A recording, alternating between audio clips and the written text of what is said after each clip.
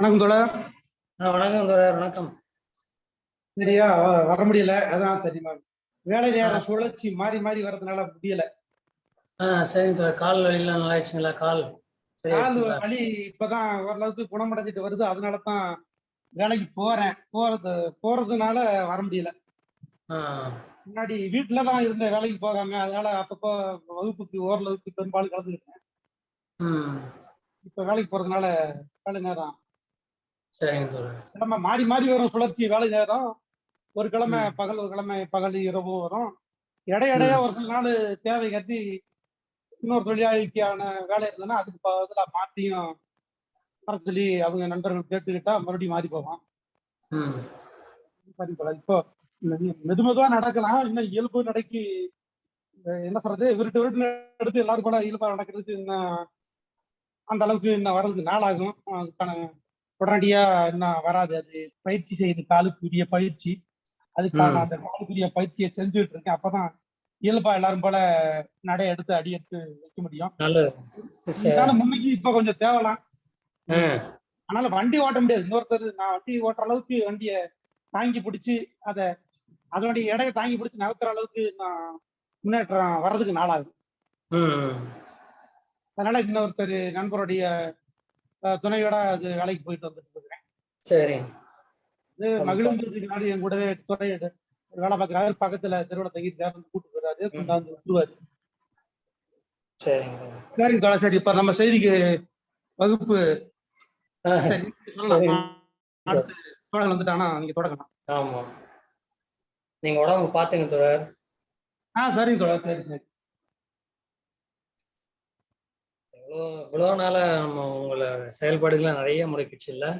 ஆமா, எந்த இதுவும் முடியல. இந்த வேலையும் இவ்வளவு நாள் ஆகும்னு நான் எதிர்பார்க்கல. இது இவ்வளவு இருக்குன்னு சொல்லிட்டு. அதான் யாருமே எதிர்பார்க்கல. அப்படி. வணக்கம் தோழர். ரவிக்குமார் தோழர். வணக்கம்.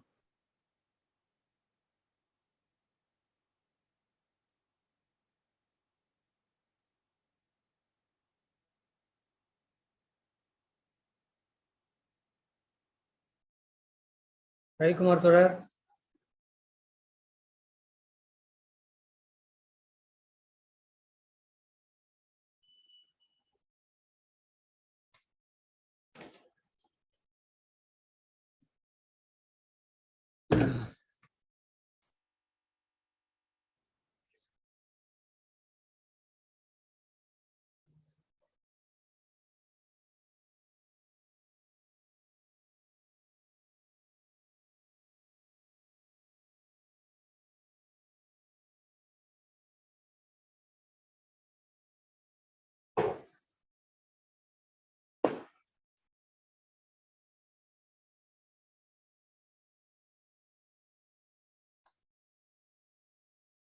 சரி, தொடங்கிடலாம் தோழர்.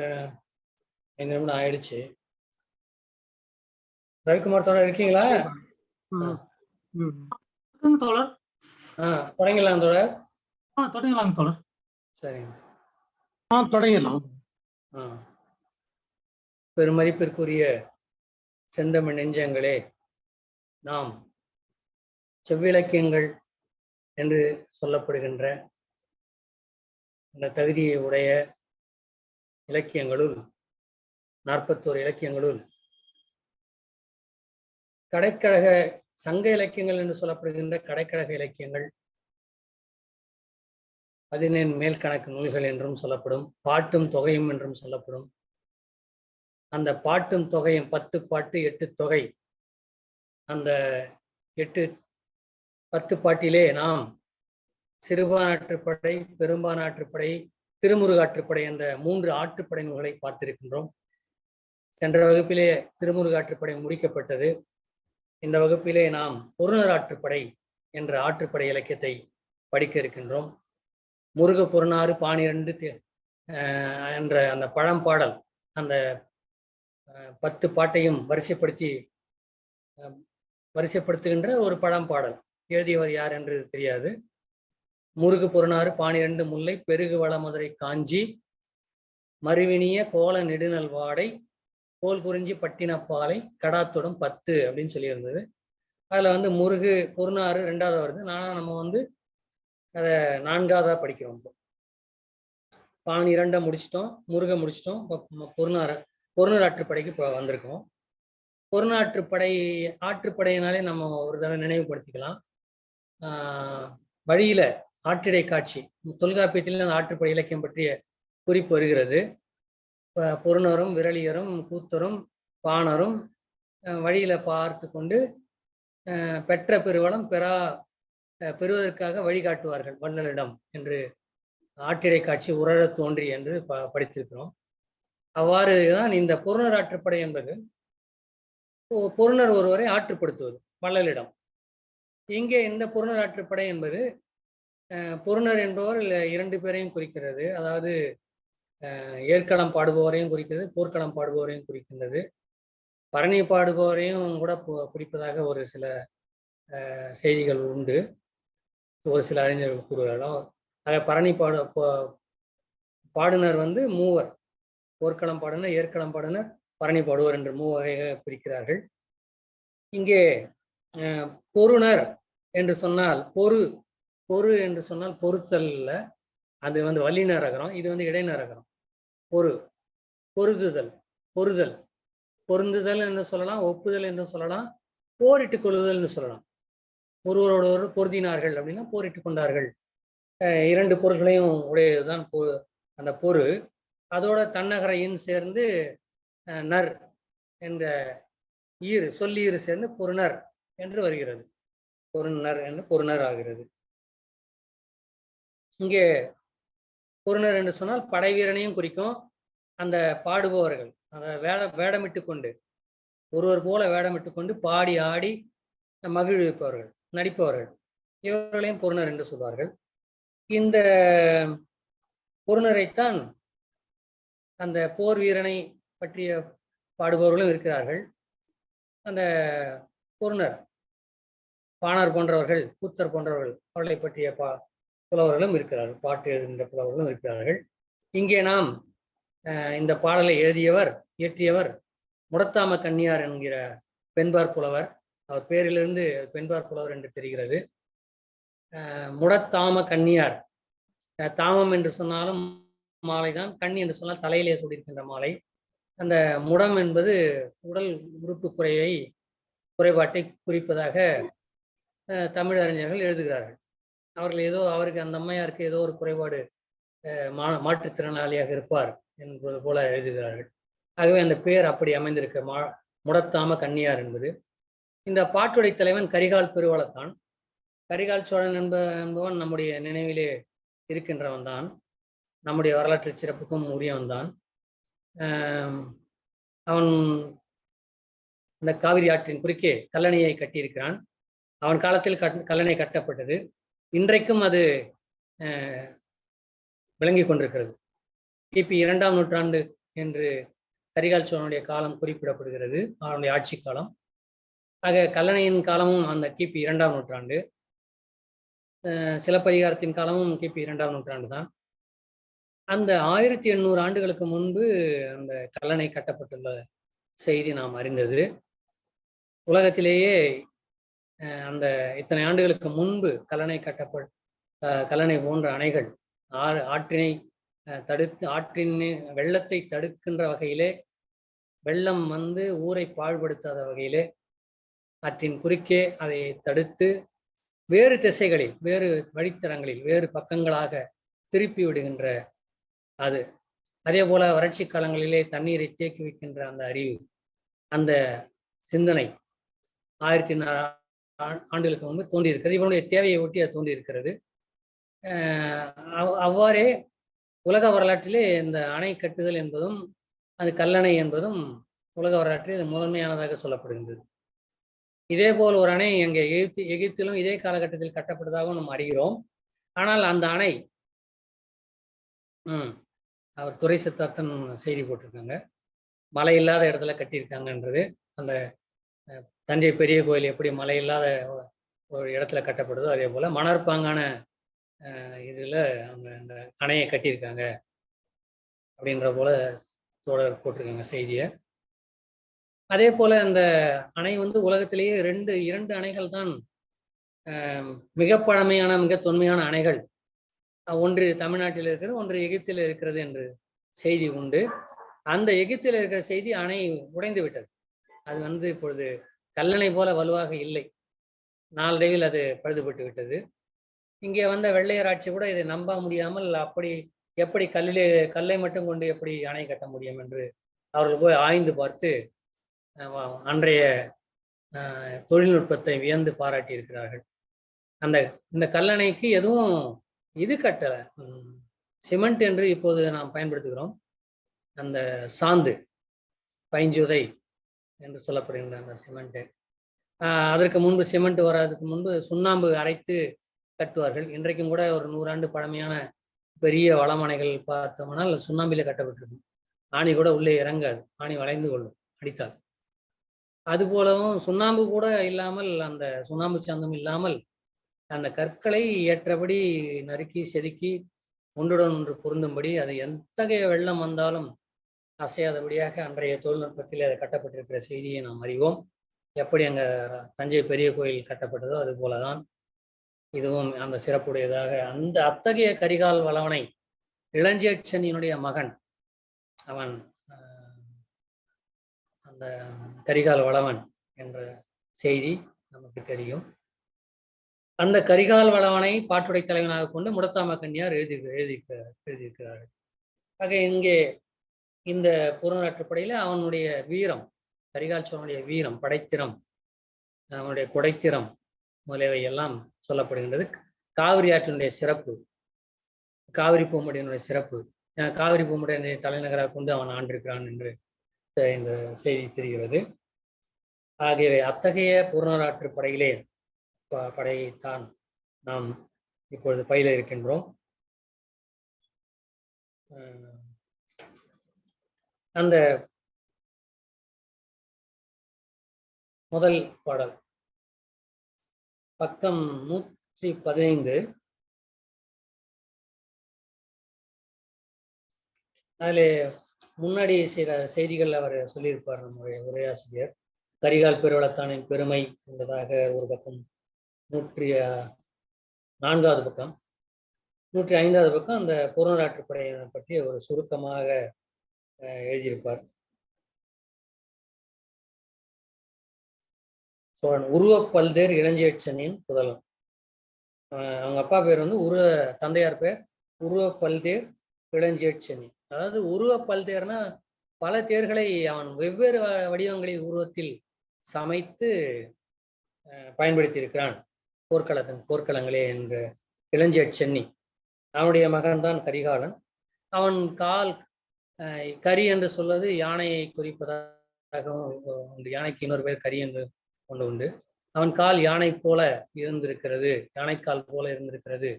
ஆகவே கரிகாலன் என்று சொல்லப்படுகிறது. இன்னொரு செய்தி வந்து அவன் பகைவர்களிட்ட தீயிலிருந்து தப்பி செல்லும் பொழுது கால் கருகி அது கரிகாலன் என்று அழைக்கப்பட்டான் என்ற செய்தியும் இருக்கிறது.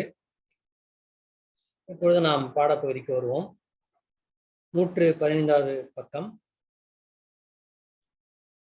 அரா யானர் அகந்தலை பேரூர் சாறுகழி வழிநாள் சோறு நசை உறாது வேறு புலம் முன்னிய விறகு அறி பொருண.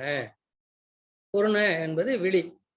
பொருணனே, வழியிலே வள்ளலை நாடி வருகின்ற ஒரு ஏழை பொருணனை வளம் பெற்ற, வள்ளலை நாடி வளம் பெற்ற ஒரு பொருணன் பாடுவதாக இந்த இலக்கியத்தை முடத்தாம கன்னியார் அமைத்திருக்கிறார்.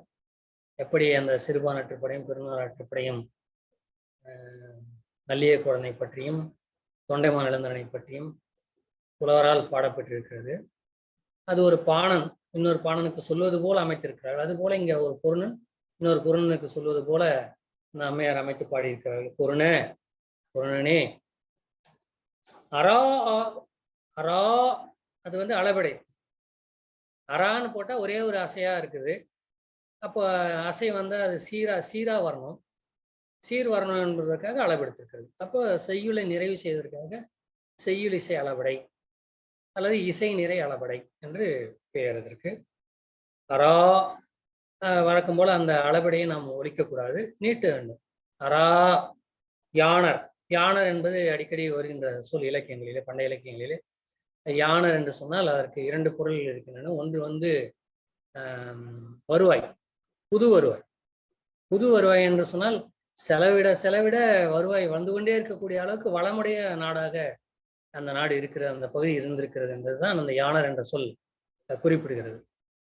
யான் என்பது கவின் என்ன பொருளை கொண்டது. அது தொல்காப்பியத்துல அந்த உரிச்சல் பகுதியில வரும். யானு கவினாகும். 2 சீர்தான். அது ஒரு நூற்பா. அதான் நூற்பானா அதுக்கு அளவு கிடையாது. ஒரே ஒரு சீர் இருக்கும், அது ஒரு வரியில அடியில வரும். யானு கவினாகும், யானு கவினாகும், யானு கவினாகும். இந்த யானு கவினாகும், யான் தான் அதுக்கு வேர். அதை ஊ சேருது. 2 நாளைக்கு முன்ன கூட ஒரு வகுப்புல இலக்கண வகுப்புல பார்த்தோம், ஊ சேருது. இந்த 2 போன வகுப்பு 3 வகுப்பு என்று நினைக்கிறேன். அந்த ஊ சேரும். இயல்பாகவே மக்கள் வாயில அது நுழையும், அது இதுல சேரும்.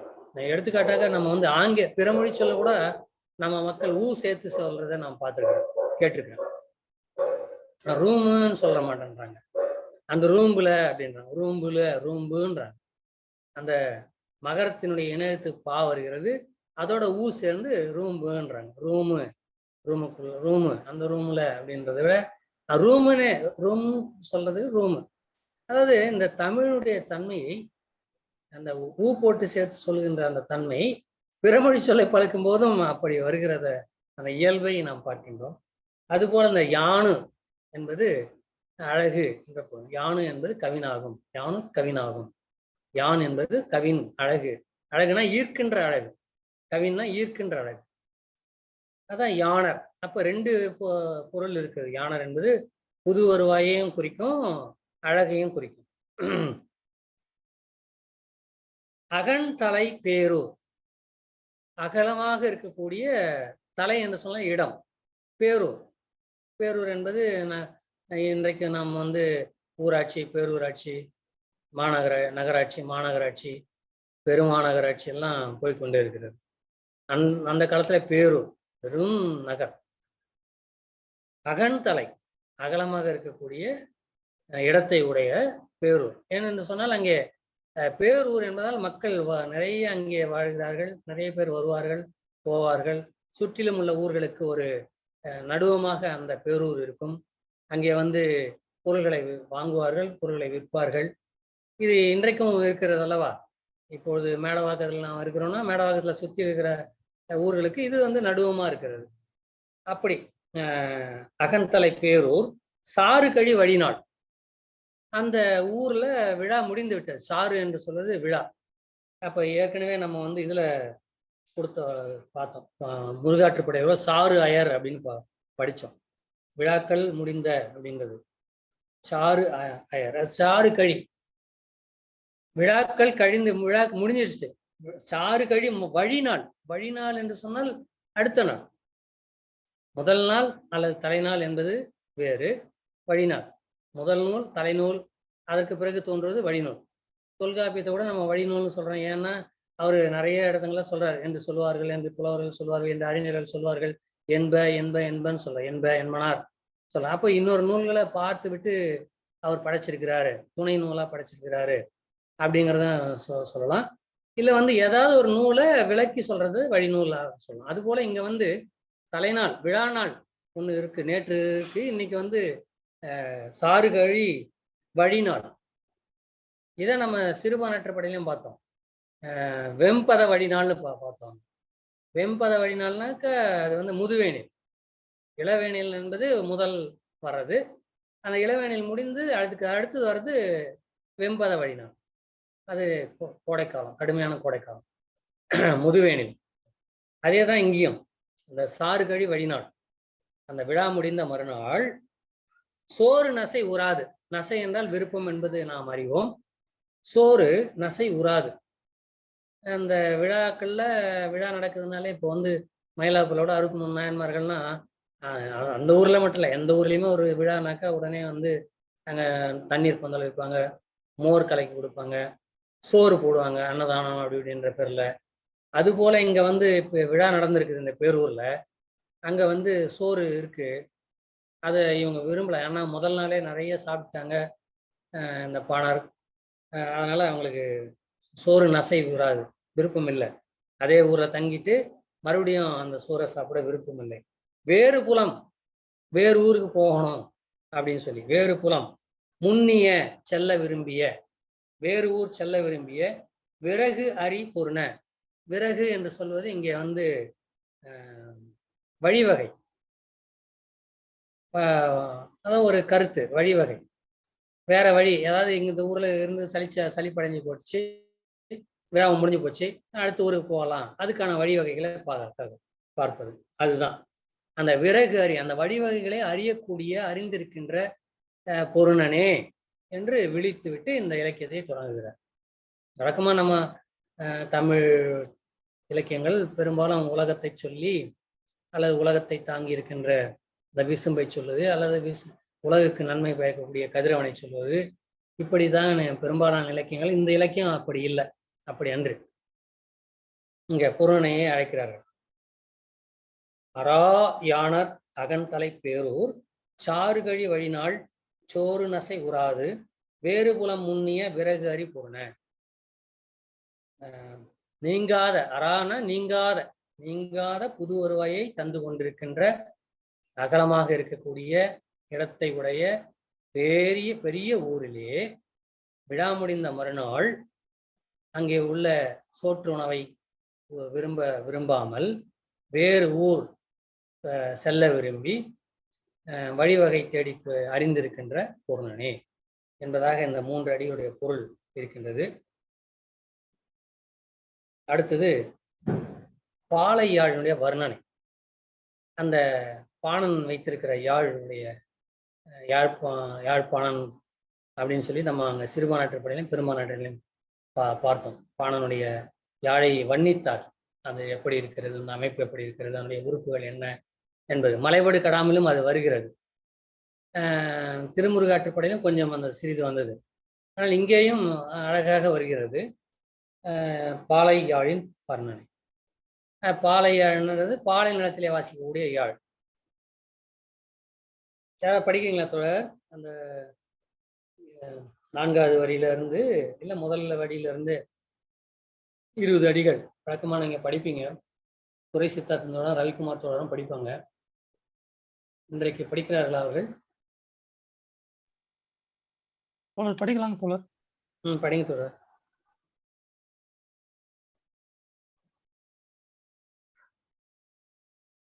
குழப்பு வழி அண்ண கவடுபடு பத்தல். தோழர் இது ஒரு படத்துல தோழர், இது பாட்டா எழுதியிருக்காங்க தோழர். யாழ் அப்படின்னு சொல்லிட்டு ஒரு நம்ம ஈழ ஒரு மக்கள் யாரோ ஒருத்தர் படம் எடுத்திருக்காங்க தோழர். யாழ் அப்படின்னு சொல்லிட்டு ஒரு படம் தோழர். இந்த வரிகள் வந்து அந்த படத்துல பாட்டாவே வந்திருக்கும் தோழர். அருமையா இருக்கும். இது இந்த வரி உடனே எனக்கு ஞாபகம் வருங்க தோழர். இது இப்படியே வரிசையிலே தான் தோழர்.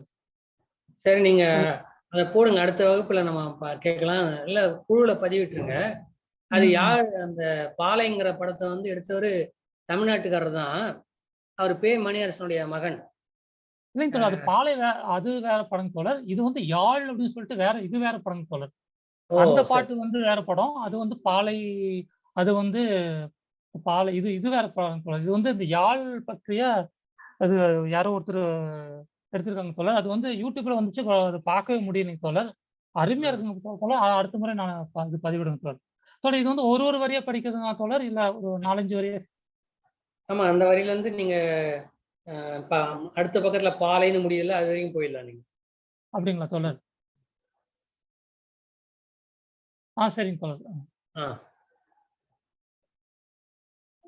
குழப்பு வழியான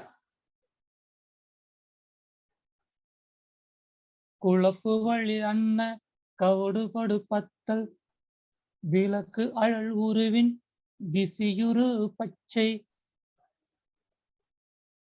ஏயா இளஞ்சோல் செய்யோல் அல்வயிற்று ஐதுமயிர் ஒழுகிய தோற்றம் போல கொள்ளம் பொத்திய புதியுரு போர்வை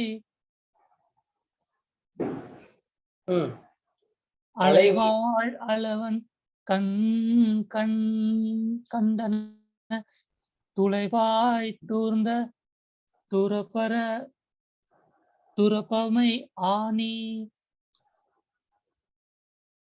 என்னா திங்கள் வடிவிற்று ஆகி அண்ணா இல்லை அமைவரு வருவாய் பாம்பு அனந்தன்ன ஓங்கு இரு மறுப்பின் மாயோல் முன்கை ஆய்த்தொடி கடுக்கும் கண்கூடு இருக்கை திணிபினி பிவவின்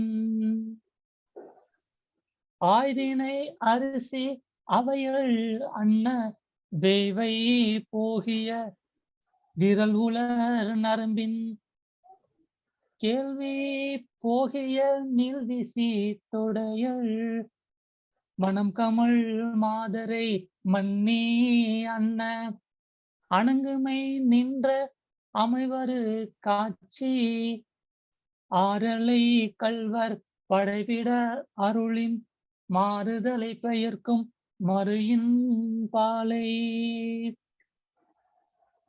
நன்றிங்க தோழர், நன்றி நன்றி.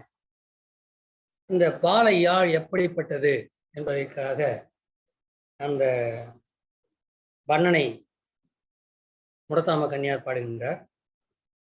நாம் சில இணையத்துல அந்த யாழ் படம்னு போட்டா வருது.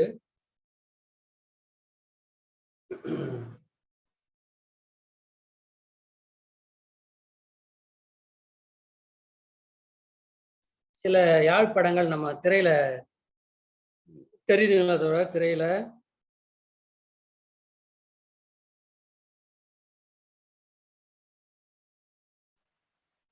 தெரியுதுயா? தெரியுதுங்களா? தெரியுது தோழர். சரிங்க தோழர். இது ஒரு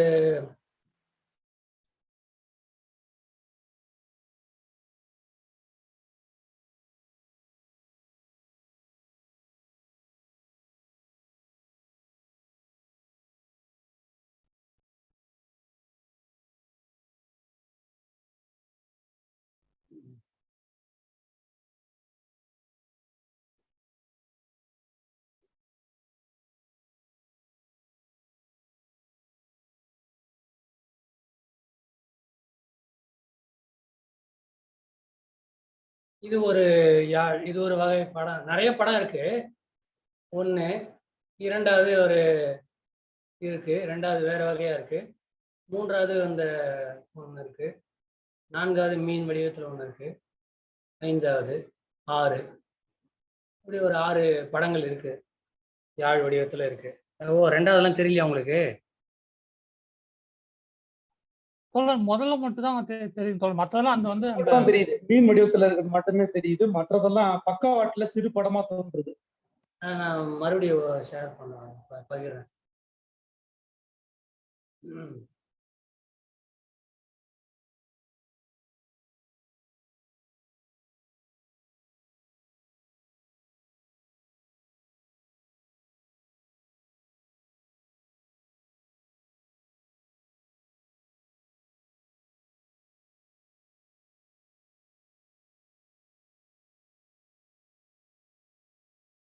ஓ, இதுல மாற மாட்டேங்குது, அங்க திரையில மாறுது.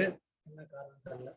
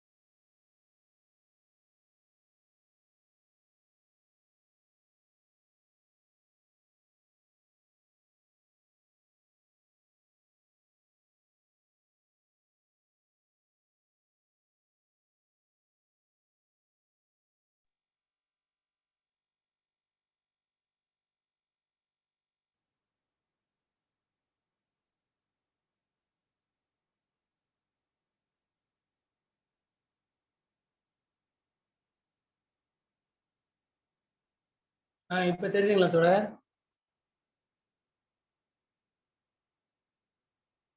ஒவ்வொரு இதுவா மாறுதுங்களா?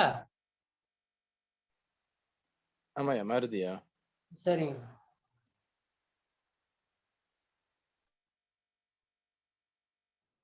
ஒரு 6 வகை நிறைய இருக்குது. 6 வடிவத்தை மட்டும் தேர்ந்தெடுத்து நான் இப்போ பதிவு பண்ணேன். இப்போ அந்த யாழுடைய உறுப்புகள் பத்தி பார்ப்போம்.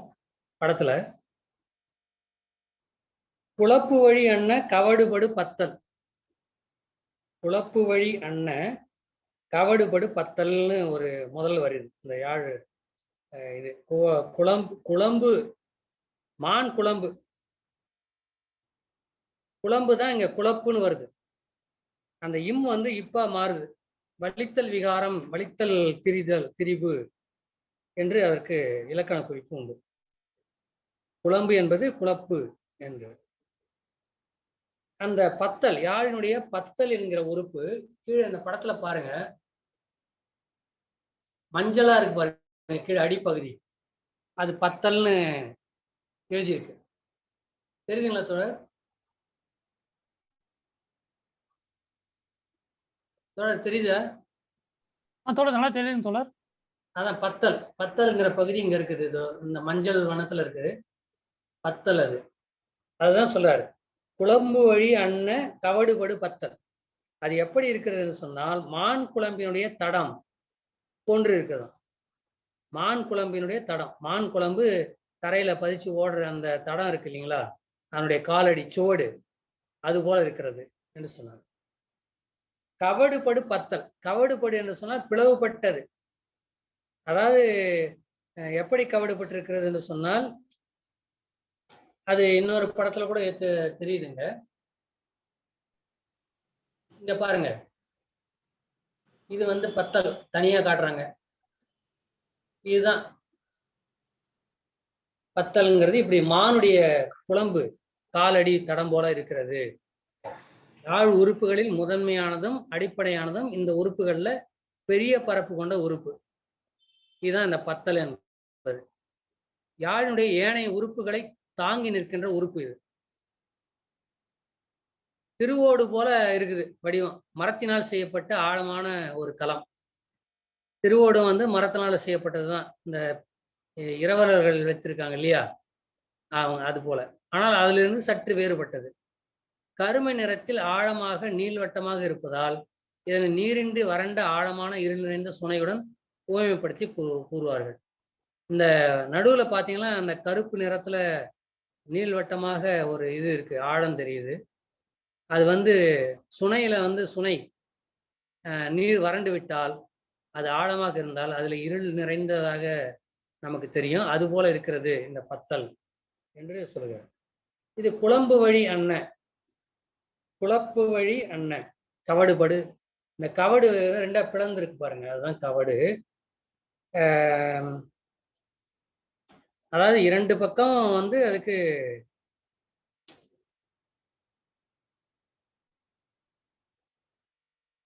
இரண்டு பக்கம் தாழ்ந்து நடுவில் உயர்ந்து இருக்கும். இதுதான் வந்து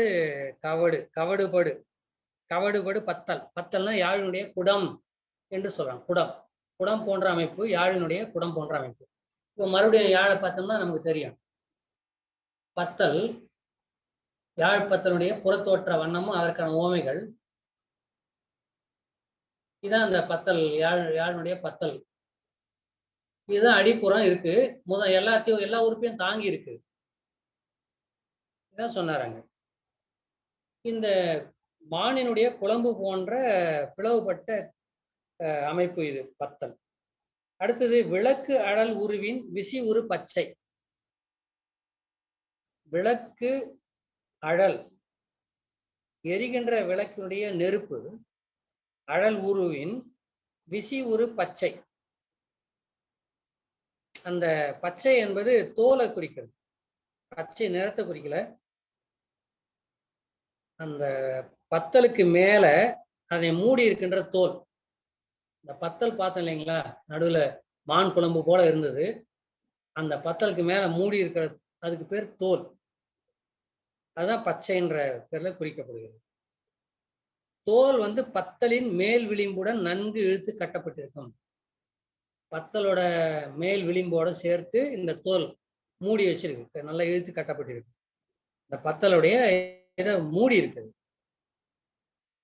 பத்தலுக்கு மேல் அதை மூடி இருக்கின்ற தோல் பத்தலின் மேல் விளிம்புடன் நன்கு இழுத்து கட்டப்பட்டிருக்கும்.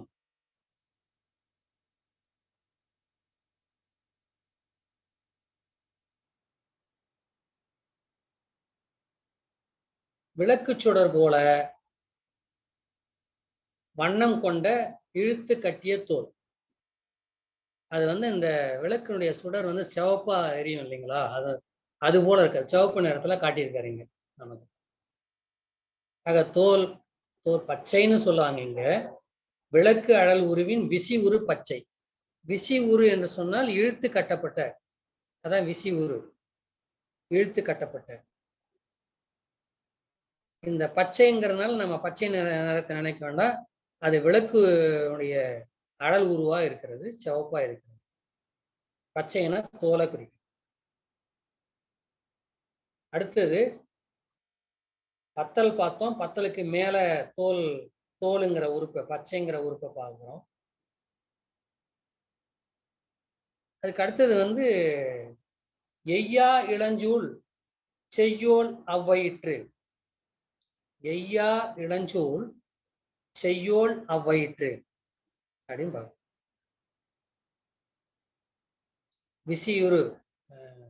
விசியுறு பச்சைனா இழுத்து கட்டிய, பச்சைனா போர்த்திய தோல். எய்யா இளஞ்சூல், இளஞ்சூல்னாக்கா இப்பதான் அந்த கருவுற்று இருக்காங்க அந்த பெண், இளஞ்சூல், அதாவது 1 மாதம் 2 மாதம் அப்படி. எய்யா இளஞ்சூல்னா தெரியல எத்தனை மாசம் அப்படின்றது தெரியல, எந்த அளவுக்கு அது உருவாகி இருக்குன்னு தெரியல. எய்யா இளஞ்சூல். செய்யோல்னா சிவந்த நிறத்தவர். ஆமா, முருகனுக்கு செய்யோன்றது போல, சிவனுக்கு செய்யோன்றது போல இங்க செய்யோல் சிவந்தவள், சிவந்த நிறத்தை உடையவள். அவ்வயிற்று, அந்த அத்தகைய சிவந்த வயிற்றிலே 5 மயிர் ஒழுகிய தோற்றம் போல. 5 என்று சொன்னால் மென்மையான மயிர் அந்த வயிற்றிலே. இளஞ்சொல் உற்றிருக்கிறாள், கருவுற்றிருக்கிறாள், அவருடைய சிவப்பு நிறமாக இருக்கின்றாள். ஆகவே அந்த கருப்பு நிற மயிர் தெரிகிறது, நன்கு தெரிகிறது என்று சொல். அதுபோல அந்த தோற்றம் போல, அதான் இங்க சொல்ற, 5 மயிர் ஒழுகிய தோற்றம் போல கருவுற்றிருக்கும் அழகிய பெண்ணின் வயிற்றிலே உள்ள அந்த மெல்லிய மயிரிடை போல இங்க வந்து பொல்லம் பொத்திய பொதியுறு போர்வை. தோல் வந்து இந்த பத்தலை நல்லா இழுத்து கட்டியிருக்கு, அந்த இது தெரியாம, நடுவில் உள்ள குழி தெரியாம. அதுக்கு அடுத்தது பொல்லம் பொத்திய பொதியுறு போர்வை, அது என்னன்றது பார்ப்போம். பொல்லம் பொத்திய பொதியுறு போர்வை, தோல் மட்டும் இல்ல போர்வையும் இருக்கு. பொல்லம் பொத்திய பொதியுறு போர்வை, பொல்லத்துடன் சேர்த்து போர்த்தப்பட்டிருக்கிறது. அந்த பொல்லம்னா என்ன? பத்தலுடைய வயிறு போன்ற அடிப்பகுதியை, அந்த அடிப்பகுதி இருக்கு பாருங்க, போர்வைன்னு கீழே எழுதிருக்கு பாருங்க. இந்த இதுல நான் அம்புக்குறியில காட்டுறேன், போர்வைன்னு. பத்தலுடைய அடிப்பகுதி, அதை வந்து மேல் பகுதி தான் தோல் சிவப்பா இருக்கிறது. பத்தலுடைய அடிப்பகுதியை போர்வை கொண்டு போர்த்தியிருக்கிறார்கள், உரை கொண்டு போர்த்தியிருக்கிறார்கள். போர்வையால் மூடி அடிப்பகுதியின் நடுவில் இருக்கும் கவற்றுடன் சேர்த்து பொருத்தியிருக்கிறது. அந்த கவடு வருது இல்லைங்களா முனையில, இந்த கவடு இதோட சேர்த்து இந்த பொருத்தி இருக்காங்க. இந்த கவடு, பிளவுபட்ட கவடு இங்க இருக்குது, செவ்வவுக்கு மேல. இந்த மான் குழம்பினுடைய அடிப்பகுதி, பத்தலுடைய அடிப்பகுதி இது. பிறகு பொல்லம்ன்றது இங்க காட்டியிருக்காங்க பாருங்க, பொல்லம் பொத்திய பொதியுறு போர்வை. பத்தலின் அடிப்பகுதி பக்கவாட்டு தோற்றம் பள்ளம், அதான் பொல்லம். அதை இன்னொரு படத்துல கூட நம்ம பார்க்கலாம்.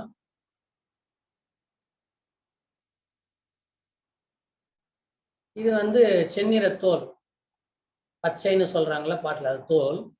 இது மஞ்சள் நிற போர்வை. இந்த புறத்தோற்றம், இந்த பத்தலுடைய புறத்தோற்ற வண்ணத்தையும் அதுக்கான ஓமைகளும் பொதுவா இலக்கியங்களை நாம பார்க்குறோம். எப்படி இருக்குன்னா, குமிழம்பழத்தினுடைய வெளிப்புற மற்றும் உட்புற தோற்றம் போல இருக்கிறது. இது வந்து வெளிப்புற தோற்றம், இது இது இது வெளிப்புற தோற்றம், கீழே வெளிப்புற தோற்றம், இது உள்புற தோற்றம், குமிழம்பழத்தினுடைய உள்புற தோற்றம். அடுத்து பாதிரி மலருடைய வெளிப்புற தோற்றம் மற்றும் உள் தோற்றம். இது வெளிப்புற தோற்றம், இது உள்புற தோற்றம். அடுத்தது கலாக்கனி, கலாப்பழம், மஞ்சள் மற்றும் சிவப்பு தோற்றம். அப்ப இது வந்து இந்த தோலுடைய நிறமா இருக்கிறது. அடுத்தது இது வந்து இந்த பத்தலுடைய அடிப்புறத்தினுடைய தோற்றமாக இருக்கிறது.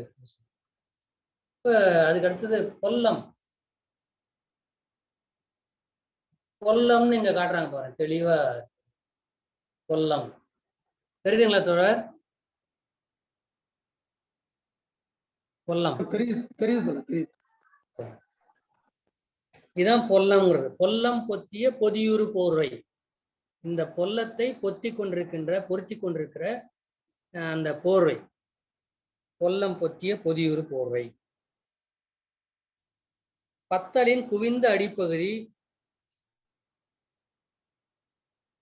அந்த பத்தலின் கவட்டில் இருக்கும் பொல்லமாகிய கருநிற விரல் போன்ற அமைப்புகள்.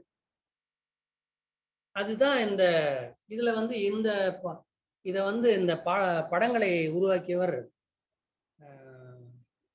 இதுல இணையத்துல இருக்கு, பேர் வந்து பேர் குறிச்சு வச்சா நான் மறந்தேன்.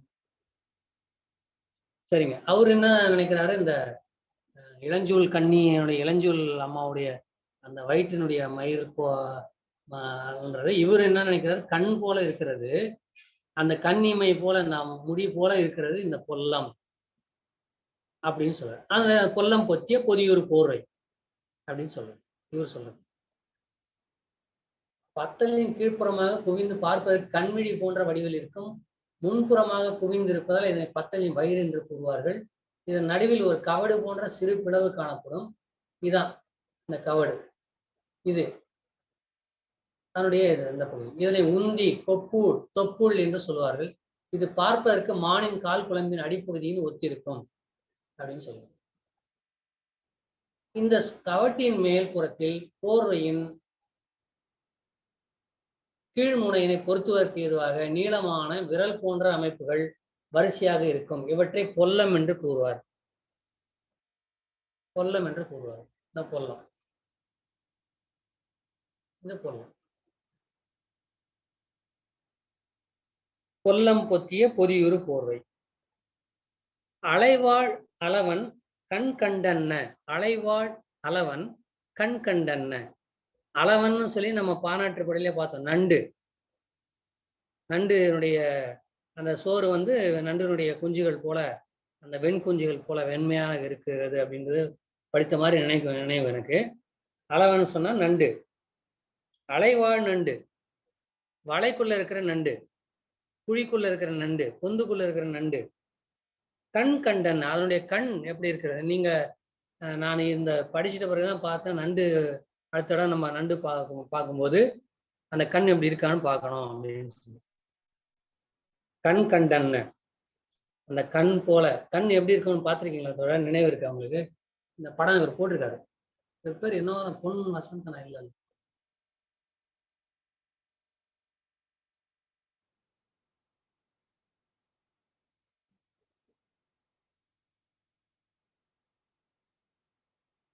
இங்க இருக்கு பாருங்க, நண்டு கண், நண்டினுடைய கண்ணு. அலைவாழ் அளவன் கண் கண்டன்ன, அதனுடைய கண் போல.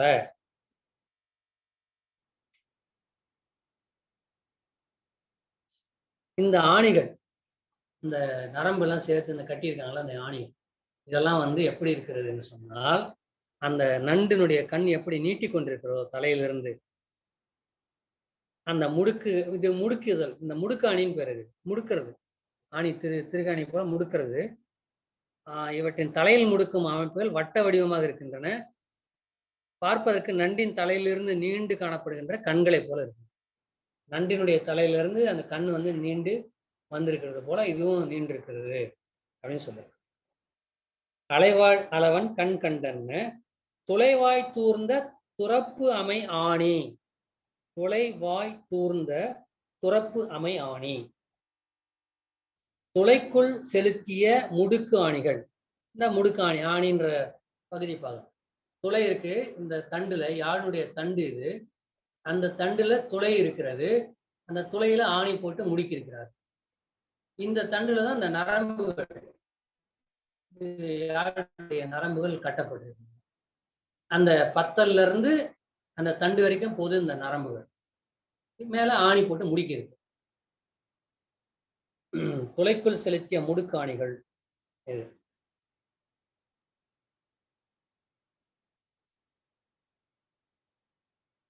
அடுத்தது துளைவாய் தூர்ந்த துறப்பு அமை ஆணி. துளைவாய் அந்த துளைகளை மூடிக்கொண்டிருக்கின்ற. அடுத்தது அந்த துளையையும் குடத்தையும், குடன்றது பத்தல், குடம் போன்ற அமைப்பு.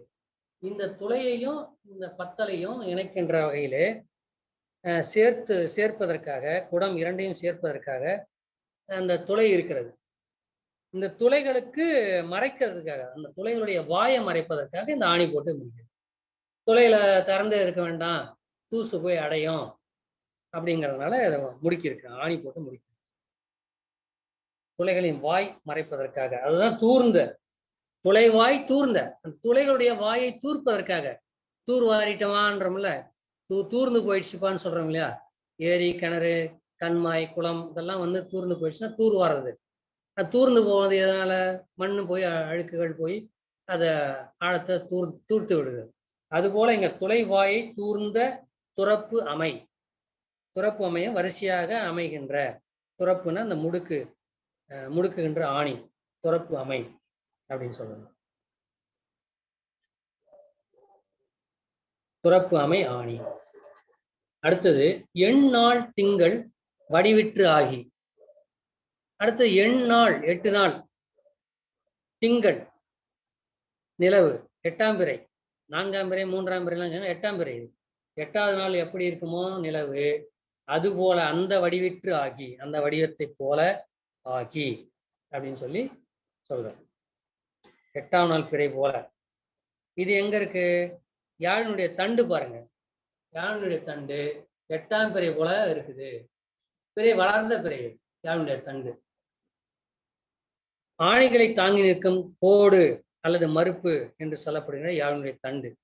இதான் வந்து இந்த எண்ணாள் திங்கள் வடிவிற்று ஆகி அது போல இருக்கிறது. 8ஆம் பிறை போல அரைவட்ட வடிவில் வளைந்திருக்கிறது யாழினுடைய தண்டு. சரிங்களா? அடுத்தது இது வந்து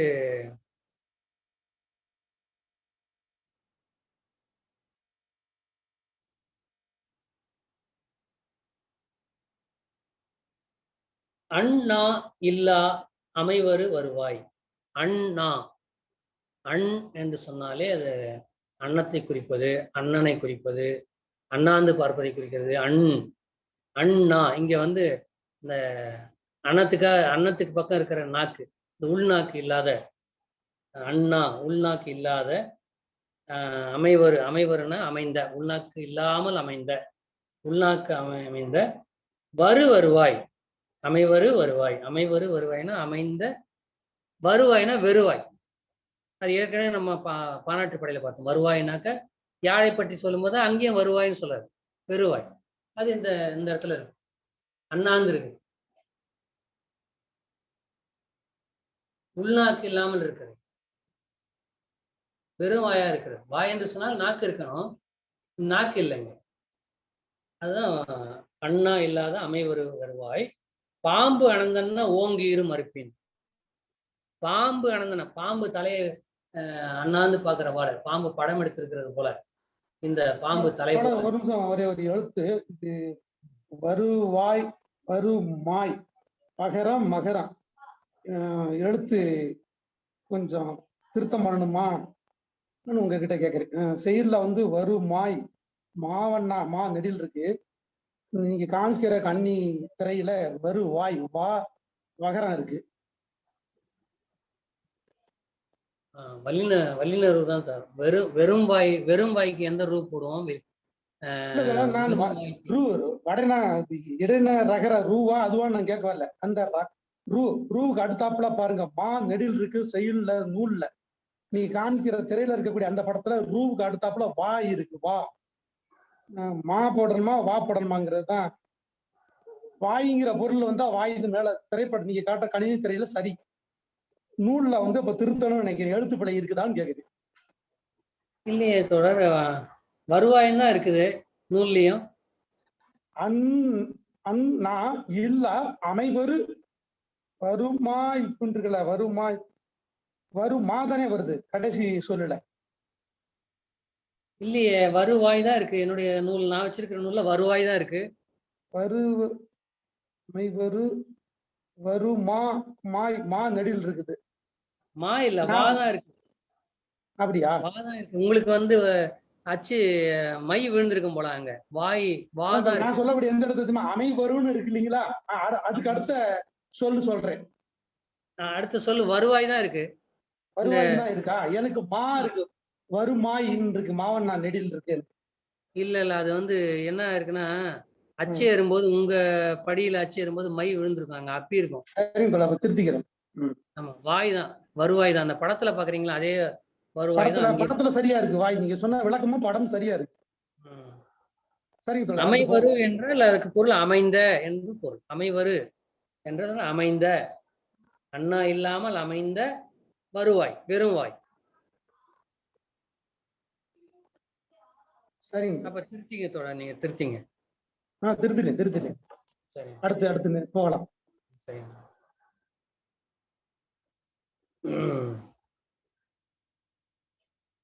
அடுத்தது பாம்பு அனந்தன்ன ஓங்கு இரு மறுப்பின். பாம்பு அனந்தன்ன ஓங்கு இரு மறுப்பின். பாம்பு நிமிர்ந்ததை போல ஓங்கிய கொம்பை உடைய. பாம்பு நிமிர்ந்ததை போல ஓங்கிய கோல். ஓங்கு இரு மறுப்பு. அதான் அந்த அந்த வருவாய் தான். பாம்பு ஒரு கண் வச்சு அந்த இது சொல்றாங்க இல்லைங்களா? ஓங்கு இரு மறுப்பின். ஓங்குனா நீண்ட, இருனா கரிய கருப்பா இருக்குது அந்த இடம். கரிய, மறுப்புனா தண்டு, யாழனுடைய தண்டு. அதான் வளைந்து இருக்கிறது. 8ஆம் பிறை போல வளைந்து இருக்கிறது. அதனுடைய வாய் வந்து வருவாய் வந்து எப்படி இருக்குன்னா பாம்பு நிமிர்ந்தன்ன ஓங்கு இரு மறுப்பின். ஓ, அந்த வாய் மட்டும் இல்லை, அந்த தண்டே பாம்பு படம் எடுத்துட்டு இருக்கிற போல இருக்கிறது. பாம்பு அனந்தன்ன ஓங்கு இரு மறுப்பின். நீண்ட, இருனா கரிய, மறுப்புனா தண்டு. அதுதான் ஓங்கிரு மறுப்பின். பாம்பு அனந்தன்ன ஓங்கிரு மறுப்பின். அடுத்தது பார்ப்பதற்கு உள்நாக்கு இல்லாத ஒரு பாம்பு தலை நிமிர்ந்து பார்ப்பது போல் உள்ளது. உள்நாக்கு இல்லாத பாம்பு, பாம்புனாலே நாக்கு நீட்டி கொண்டுதான் இருக்கும் எப்பவுமே. அதனால்தான் அதை சொல்றாரு உள்நாக்கு இல்லாத வெறுவாயின்னு சொல்றாரு. பாம்பு என்று சொன்னாலே அது நாக்கை நீட்டி கொண்டு இருக்கும். எப்படி வந்து இந்த நாய் வந்து நாக்கை நீட்டி கொண்டே இருக்கும், அது வந்து காரணம் வந்து அதுக்கு வேறு வந்து வழியாது. வாய் வழியா அந்த நாக்கு வழியாக தான் வழியும் என்பதால நாக்கை தொங்க போட்டு கொண்டே இருக்கணும். ஆனால் பாம்பு வந்து எப்பொழுதுமே அந்த அந்த பிளவுபட்ட நாக்கை நீட்டி கொண்டு இருக்கும். அது காரணம் வந்து அது உணவை தேடுவது, உணவை இறை தேடுவது, அந்த மோப்பம் பிடிக்கிறது என்று போல சொல்லுவார்கள். ஆனால் அப்படிப்பட்ட பாம்புக்கு அந்த நாக்கு இல்லாம இருந்ததுன்னா அது போல இருக்கிறது. அந்த அத்தகைய பாம்பு நாக்கு இல்லாம அண்ணாந்து பார்த்தா எப்படி இருக்கும், அப்படி இருக்கிறது. தலை நிமிர்ந்து பார்ப்பது போல இருக்கிறது என்று புலவர் சொல்கிறார். இதிலிருந்து இந்த தண்டினுடைய ஒரு முனை பந்தலின் ஓரத்தில் ஒரு புறமாக பொருத்தப்பட்டுள்ளது என்றும், அதான் இந்த அடியில இந்த பொருத்தியிருக்காங்க பாருங்க, இந்த தண்டு வந்து இந்த இடத்துல பொருத்தியிருக்காங்க என்றும், இன்னொரு முனை சீரும் பாம்பின் வாய் போல பிளந்திருக்கிறது என்றும் அறிய முடிகிறது. அப்ப இந்த படத்தை வரைஞ்சவர் இது எழுதியிருக்காரு. இந்த புலவருடைய வரியை வைத்துக்கொண்டு இந்த படத்தை வரைந்திருக்கிறார். இந்த பக்கம் அந்த பாம்பு சீறது போல இருக்கிறது என்று சொல்லுது. அடுத்தது மாயோள் முன்கை, மாயோன்னு இருக்குது நம்ம புத்தகத்துல, மாயோள்னு மாத்தீங்க. அதே போல இந்த முன் பக்கத்துல 4வது வரி பாருங்க, 4வது அடி, குழப்பு வழி அண்ண சுவடுபடு பத்தல்னு இருக்கு. அது கவடுபடு பத்தல். கவடுன்னா அந்த 2ஆ பிளந்து இருக்கிறது, 2 பக்கம் தாழ்ந்து நடுவுல உயர்ந்து இருக்கிறது, அது கவடுபடு பத்தல். இங்க வந்து மாயோள் 14ஆம் அடி, மாயோள் முன்கை ஆய்ந்தொடி தடுக்கும். மாயோள் முன்தொடி முன்கை ஆய்ந்தொடி தடுக்கும். மாயோள்னா கரிய நிறமுடைய பெண். அந்த மா நிறம்னாக்கா கருமை நிறம். மாயோள்னா கரிய, மாயோன் திருமால் கருமை நிற வண்ணன், கார்மேகம், கார்மேக வண்ணன், கார்வண்ணன், அப்படி பல பேர்கள் இருக்கு திருமாலுக்கு. நீலவண்ணனாவும் இருப்பான், நீலமேக கண்ணாவாடான்னு பாடுவாங்க, கருமை நிற கண்ணா அப்படின்னு பாடுவாங்க, கண்ணா கருமை நிற கண்ணான்னு பாடுவாங்க. மாயோள் கரிய நிறமுடைய பெண். ஆய்தொடி, தொடினா வளையல், ஆய்தொடினா ஆய்ந்தெடுத்த தேர்ந்தெடுத்த வளையல், ஆய்ந்து அணிந்த வளையல், இல்ல அழகிய வளையல் சொல்லலாம். ஆய்தொடினால் 2 பொருள் இருக்கு. கடுக்கும், அது போல கடுக்கும், கடுப்ப என்பது ஓம உருபு என்று நாம் அறிவோம். அதுபோல ஆய்தொடி கடுக்கும். இந்த மாயோருடைய கரிய நிற பெண் வந்து கையிலே போட்டிருக்கிற, முன் கையிலே போட்டிருக்கிற வளையலை போல எது இருக்கிறது?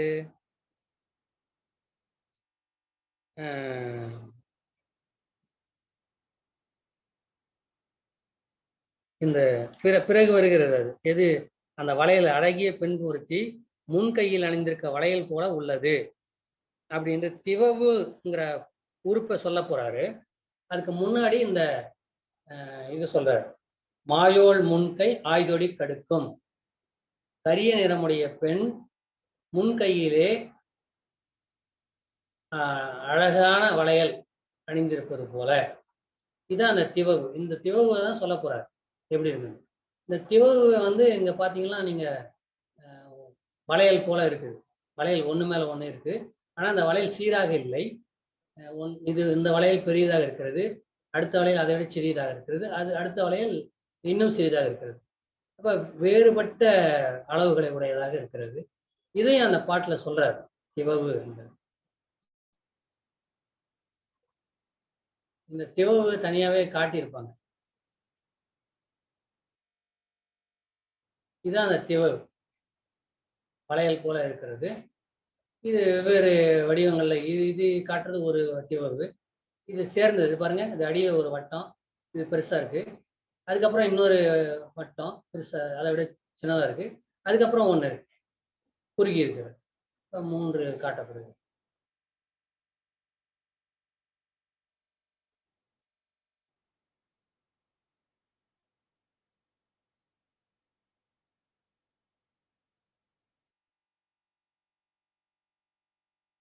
திவவு பாம்பு அனந்தன் மாயோள் முன்கை ஆய்ந்தொடி கடுக்கும், கண்கூடு இருக்கை தின்பிணி திவவின். இந்த திவவுங்கிறது தான் இதை சொல்ல வர. கண்கூடு இருக்கை தின்பிணி திவவின். திவவு இது ஒரு வளையம், பத்தலும் தண்டும் சேரும் இடத்தில் உள்ளது. பத்தல் இது பத்தல், இந்த தண்டு, இந்த 2 சேர்ற இடத்துல இந்த திவவு இருக்கிறது. பத்தலும் தண்டும் சேரும் இடத்தில் இருக்கு. நரம்புகளின் விரைப்புத்தன்மையை கூட்டும் போது தண்டு பகுதி முன்னால் வளைந்து சாய்ந்து விடாமல் இருக்குமாறு அதனை பத்தலுடன் இறுக்கமாக இணைத்து வைத்துக் கொள்கிறது. இப்போ வந்து என்ன செய்ய போறாங்க, இந்த நரம்புல, யாழ் நரம்புல இசையை மாற்றி மாற்றி அதை இந்த ஆணியை கொண்டு முடுக்கி தளர்த்தி இந்த மேளம் வாசிக்கும் போது அப்படி செய்வாங்க. அந்த வார்க்கட்டுல வந்து சில இடங்களை தளர்த்துவாங்க, சில இடங்களை இறுக்கப்படுத்துவாங்க. அது போல இருக்கும்பொழுது இந்த தண்டு வளைந்து போய் விடக்கூடாது, வளைந்து சாய்ந்து விடக்கூடாது என்பதற்காக இந்த திவவு வந்து இந்த பத்தலை நல்லா இறுக்கி கட்டுவதற்காக இந்த திவவுங்கிற பகுதி அமைந்திருக்கிறது என்று சொல்லுவோம். திவவு இது பார்ப்பதற்கு அழகிய பெண் ஒருத்தி முன் கையில் அணிந்திருக்கும் வளையல் போல உள்ளது. இந்த செய்தியிலிருந்து நாம் அறிந்து கொள்வது என்னவென்றால், திவவு வளையம் போல் உள்ள உறுப்பை குறிப்பது. அப்போ திவவுன்னா வளையம் போல இருக்கிறது, இதை வந்து இழுத்து கட்டுதுன்னா அந்த பகுதியில ஒரு படத்தை அமைச்சிருக்கிறார்.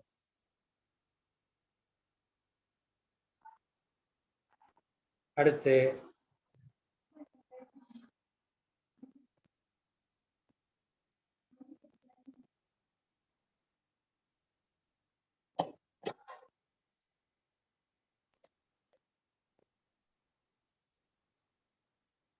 இது தின்பிணி, நன்கு திணித்து பிணித்து கட்டப்பட்டிருக்கிறது. கண்கூடு இருக்கை அப்படின்னா இது ரெண்டும் கூட இருக்கை, இதுதான் இந்த இடம். இருக்கைன்னா இடம், கண்கூடு இருக்கைன்னா இந்த ரெண்டும் சேர்ற பகுதியில இருக்கு அப்படின்னு சொல்லுவாங்க. கண்கூடு இருக்கை.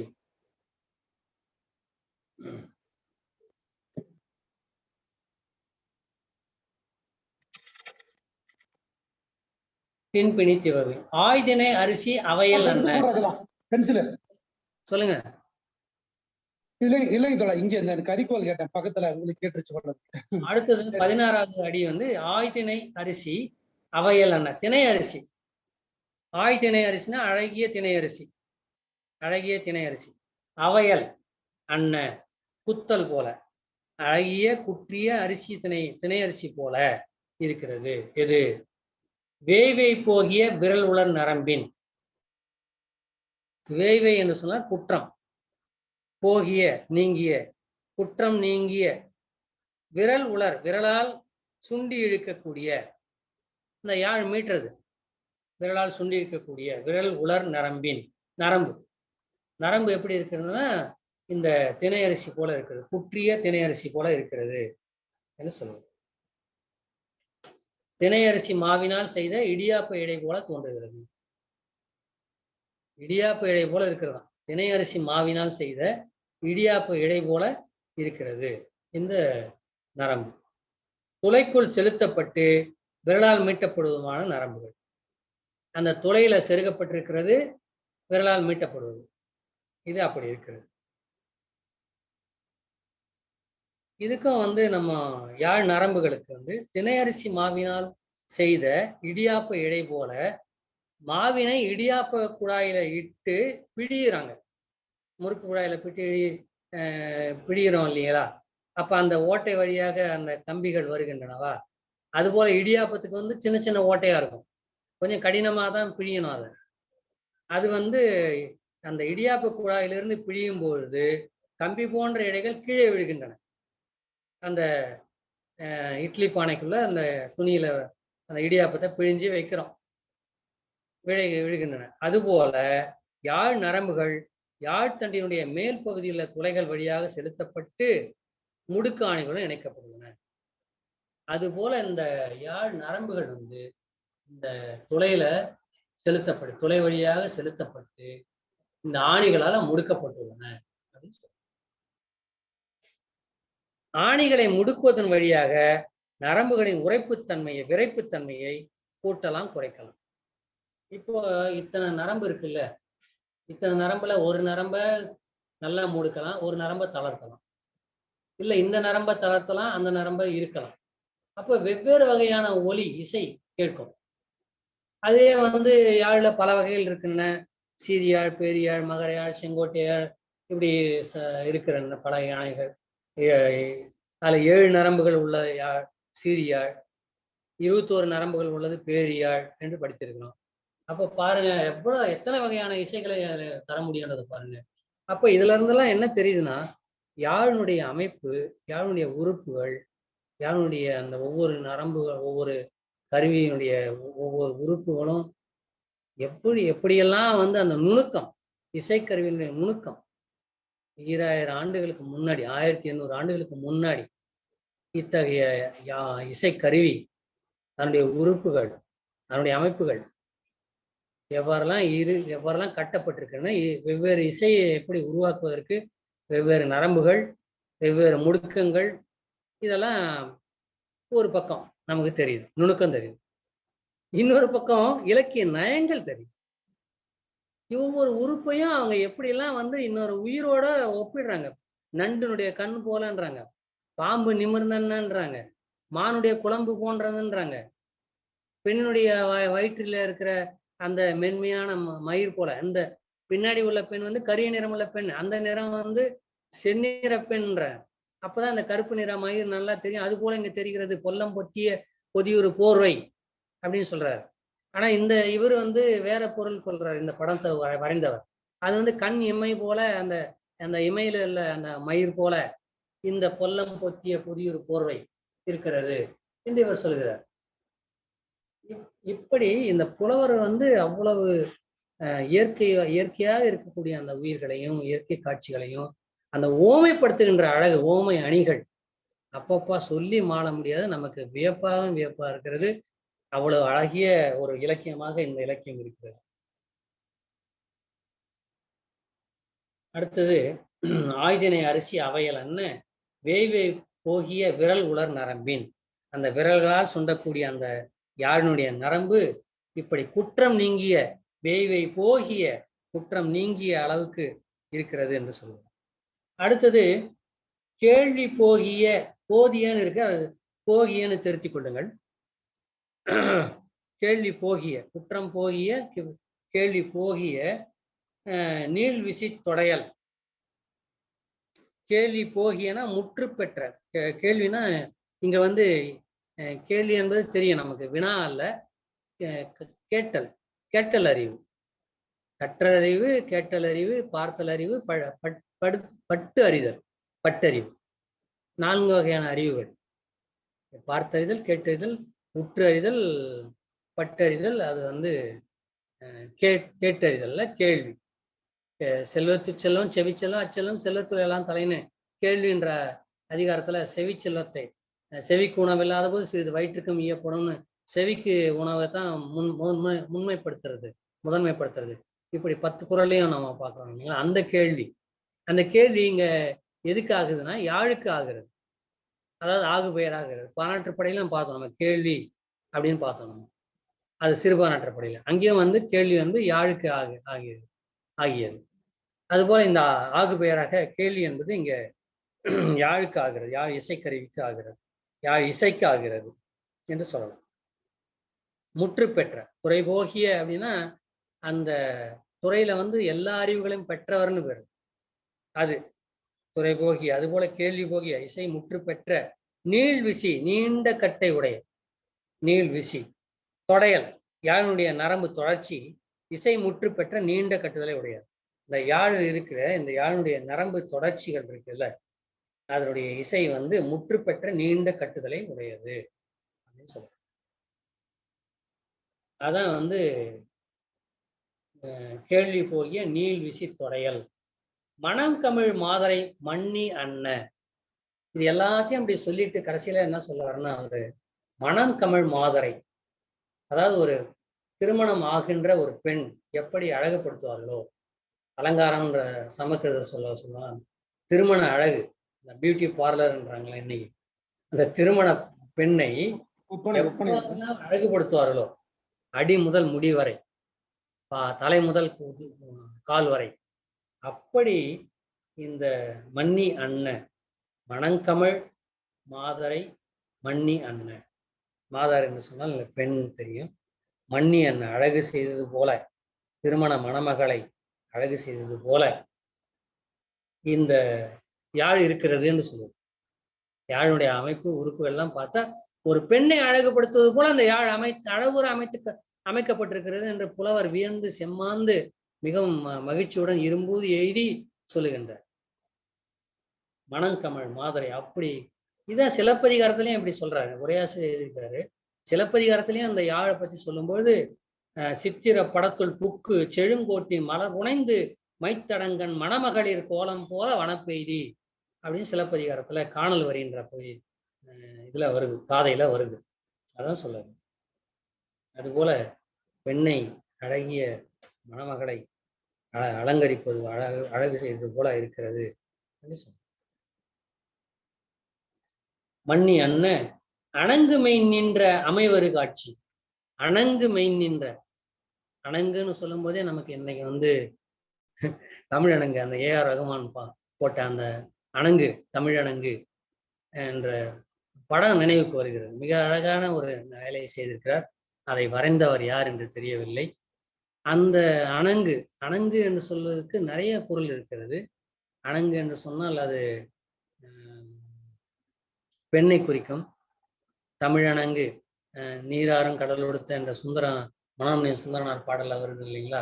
நீராறும் கடலொடுத்த சீரார்ந்த வதனம் என திகழ்வரத கண்டமேல் தக்க சிறு பிறனிகளும் தரித்த நிறன் திலகமுமே அத்திலக வாசனை போல் இருந்த பெரும் தமிழணங்கே, எத்திசையும் புகழ் மணக்க இருந்த பெரும் தமிழணங்கேன்னு சொல்றாரு. அந்த தான் தமிழணங்கை இவர் பிடிச்சிருக்காரு. ஆனால் அணங்கு என்பதற்கு பெண் என்றும் பெயர், மண்ணுலக மங்கை என்றும் பெயர், அழகிய பெண் என்றும் பெயர், விண்ணுலக மங்கை என்ற பெயர். தாக்கு அணங்குன்னு ஒண்ணு இருக்கு.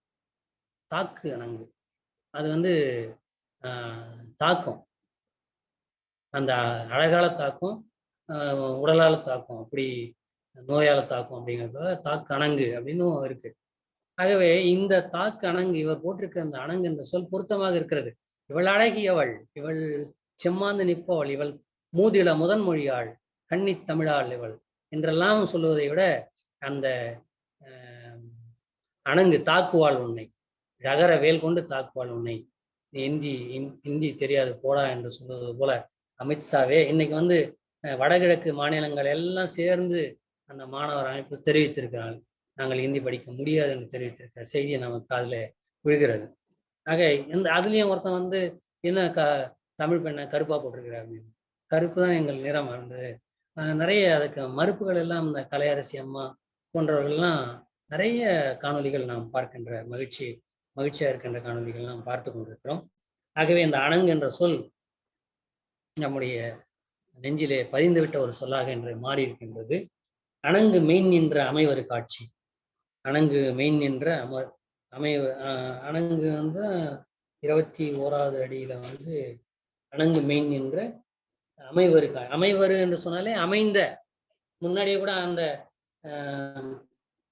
12வது அடியில பாத்தீங்கன்னா அமைவரு, அமைந்த, அது போல அணங்கு மெயின் நின்ற அமைவரு காட்சி. இந்த திருமண பெண்ணை குறிக்குதுங்க. அங்க வந்து என்னது, மணங்கமழ் மாதரை மண்ணி அன்ன அணங்கு வை நின்ற அமைவரு காட்சி. காட்சினா அழகிய கோலம் நம்ம கண்களுக்கு காட்சியாக தெரிகிறது. இந்த யாழினுடைய அமைப்பு சொல்லுகிறது. இந்த அணங்குகோல் திருக்குறள்ல கூட நம்ம ஐயா திருவள்ளுவர் சொல்லுவாங்க, ஒரு இளைஞனுடைய பார்வையாக சொல்லுவார்கள். அந்த காமத்து பல முதல் குறளா வரும், அணங்குகொள் ஆய்மையில் கொள்ளோ கணங்குழை மாதர்கொள் மாலும் என் நெஞ்சு அப்படின்னு அந்த இளைஞன், அந்த காதலன் தலைவன் சொல்வதாக அவர் பாடுவார். அணங்குகொள், விண்ணுலகத்திலிருந்து வந்த அணங்கோ, என்னை தாக்கணங்காக வந்திருக்கிறாளே, என்னை தாக்குகிறாளே, வருத்துகிறாளே. தாக்குகிற அணங்குனா வருத்துகின்ற அணங்கு, அது அழகால வருத்தலாம். தாக்கணங்கோ, அணங்குகொள், அந்த கொல்லுன்றது அசைச்சொல், அது பொருளற்றது. அணங்குகொள் ஆய்மையில் கொள்ளோ, அழகிய மயிலோ, கணங்குழை மாதர்கொள், அந்த கணம் குடை, நல்ல அந்த குடை அணிந்த பூ வேலைப்பாடுகள் நிறைந்த அந்த குடை அணிந்த கணங்குடை மாதர்கொள். மாதர்னா இந்த பெண்ணுலக, அதுதான் இங்க மாதரைன்னு வரும். மணங்கமழ் மாதர், மாதர்ன்றது பெண்ணை குறிக்கிறது, இந்த உலகத்து பெண்ணை குறிக்கிறது. கணங்குழை மாதர்கள் மாலும் என் நெஞ்சு, என்னுடைய நெஞ்சம் மயங்குகின்றது, அப்படியே மாலுகிறது என்று சொன்னாங்க. அதுதான் இந்த யாழ்ப்பாணத்துல பாடுறாங்க, இந்த மாலுக்கண்ணா மாலுன்ற பாட்டு, அதை வச்சு பாடுறாங்களான்னு தெரியல. சரிங்க. மணங்கமழ் மாதரை மண்ணி அன்ன அணங்கு மெய் நின்ற அமைவரு காட்சி, அமைகின்ற அந்த காட்சி திருக்காட்சி மணமங்களை போன்று அழகிய தோற்றத்தை கொண்டிருந்தது அப்படின்னு சொல்ல மெய் நின்ற காட்சி.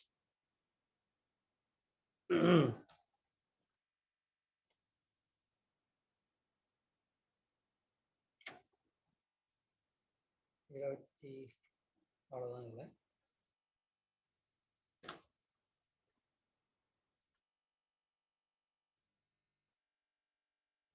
நரம்புகள் சொல்லிட்டு மான் குழம்பின்னு சொல்லுங்க. அடுத்தது இந்த ஆறலை கள்வர் படைவிட அருளின் மாறுதலை பெயர்க்கும் மருவின் பாலை. இப்படி ஒரு அழகிய திருமண பெண் போல அழகுபடுத்தப்பட்ட யாழாக இருக்கின்றது. அதுபோல அது மட்டுமன்று, ஆறலை கள்வர் படைவிட, படை என்று சொன்னாலே நாம் கருவி என்று பார்த்தோம். அது வேலன் திருமுருகாற்றுப்படையை சொல்லும்போது கூட நாம் வேல் வந்து ஒரு படை, அந்த படையை வைத்து வேலை வைத்து நட்டு வழிபட்டார்கள். அந்த இடம் வந்து படை வீடு ஆகனது என்று நாம் பார்க்கிறோம். படை என்று சொன்னால் இங்கே கருவி. கள்வர் படைவிட, ஆறலை கள்வர்னா ஆறுனா வழி, ஆறை அழைக்கின்ற, வழியை அழைக்கின்ற, வழியை பறிக்கின்ற, வழிப்பறி செய்கின்ற கள்வர் கூட. பாலை நிலம் என்றால் இவர்களுக்கு அங்கே இருக்கக்கூடியவர்கள் எயினர் வேட்டையாடுகின்றவர்கள். பிறகு இந்த ஆறலை கள்வர்கள் அந்த நிலங்களிலிருந்து ஒரு நிலத்திலிருந்து இன்னொரு நிலம் வழியாக செல்லக்கூடிய மக்களை வழிப்பறி செய்து வாழக்கூடியவர்கள். மருத நிலத்திலிருந்து முல்லை நிலத்திலிருந்து நெய்தல் நிலத்திலிருந்து குறிஞ்சி நிலம், இப்படி ஒவ்வொரு நிலத்திலிருந்தும் வெவ்வேறு நிலத்துக்காக சென்று கொண்டிருப்பவர்களை வழியிலே வழி வந்து பாலையில வந்துடும். நடுவில் ஒரு நிலத்துல இன்னொரு நிலைக்கு வரும்போது அதை இவங்க அழைக்கிறது. பாலை என்பது தனியா இல்லை, குறிஞ்சியம் முல்லையும் முறைமையில் தெரிந்து பாலை என்பது ஒரு படிவம் கொள்ளும் அப்படின்னு சொல்லி படிச்சிருக்கோம் நம்ம. அந்த பாலை நிலத்தினுடைய கள்வர்கள், அந்த நம் மக்கள், அதனுடைய அதான் கொற்றவை வந்து காளி அந்த நாக்கை கடித்து கொண்டு எலும்பு மாலை, அந்த மண்டை ஓட்டு மாலைகளை போட்டுக்கொண்டு கையிலே சூலம் ஏந்தி கொண்டு வேலை ஏந்தி கொண்டிருப்பாள். அந்த ஆறலை கள்வர் படைவிட, தங்களுடைய படையை விட்டுவிட, தங்களுடைய கொலை கருவிகளை விட்டுவிட கை நழுவி விழுகிறான். எப்பொழுது? இந்த அழகிய யாழை மீட்கும் பொழுது, அந்த இன்னிசையை மீட்கும் பொழுது, அது மீட்கின்ற அந்த இசையானது அவர்கள் மயக்குகின்றது, அந்த கல்வர்களை மயக்குகின்றது. ஆறலை கல்வரை நெஞ்சம் மயக்குற்று அவர்கள் தங்கள் கையில் இருந்த படைகளை நழுவ விடுகிறார்கள், நழுவி செல்கிறது. அது கூட தெரியாமல் அவர்கள் இசையிலே மயங்கி இருக்கிறார்கள் என்று சொல்கிறார். ஆறலை கள்வர் படைவிட அருளின் மாறுதலை பெயர்க்கும் மருவின் பாலை. அருளின் மாறுதலை, அருள் என்பதற்கு, இரக்கம் என்பதற்கு, பரிவு என்பதற்கு மாறுதலையாக இருக்கின்ற அருளின் மாறுதலையாக இருக்கக்கூடிய பெயர்க்கும் அந்த மாறுதல். அருளின் மாறுதல் வந்து கொடூரம், கொடுமை, கொலை செய்தல், பறித்தல், வழிப்பறித்தல், காயங்கள் உண்டாக்குதல், அடித்தல், துன்புறுத்தல், இதுதான் அருளுடைய மறுதலை. அந்த மாறுதல், அருளுடைய மாறுதல், அந்த மாறுதலை பெயர்க்கும். அது பெயர்க்கும்னா விட்டு ஒழிக்கும். அந்த மாறுதலை பெயர்த்து தள்ளிடும். எது? இந்த மருவின் பால், இந்த மருவினிய அப்படி சொல்ல, மருவின் பால், அழகிய பால், இனிய பால், ஏந்ததற்குரிய பாலை யாழ், ஏந்ததற்குரிய பாலை யாழ், இனிமையான இசையை தருகின்ற, இசையால் பிணைக்கின்ற, அதான் மருவினிய. மருவின் அப்படின்னா பிணைக்கின்ற, இணைக்கின்ற பாலை இந்த யாழ், பாலை பண்ணே பாடுகின்ற இந்த யாழ் என்பதாக இந்த பகுதியை யாழை பற்றி சொல்லி முடித்துவிட்டு அந்த இயக்குகின்ற முறையை சொல்லுகிறார். அடுத்த 2 அடிகளே யாழை இயக்கும் முறை. வாரியும் வடித்தும் உந்தியும் உறழ்ந்தும் சீருடை நன்மொழி நீரோடு சிதறி. வாரியும் வடித்தும் உந்தியும் உறழ்ந்தும் சீருடை நன்மொழி நீரோடு சிதறி. 4 வகையான மீட்டல்கள் யாழ் பகுதிகளை இசைக்கிற முறையை சொல்றார். வாரியும், வார்தல்னா நரம்புகளை சேர்த்து தழுவி வாசித்தல். சொல்லுங்க தோழர், யாரு? இல்ல இங்க குறுக்க ஏதாவது பேச்சு வந்துருச்சு, நான் ஒளியை முடக்காம விட்டுட்டேன். நீங்க பேசுங்க. சரி சொல்லுங்க.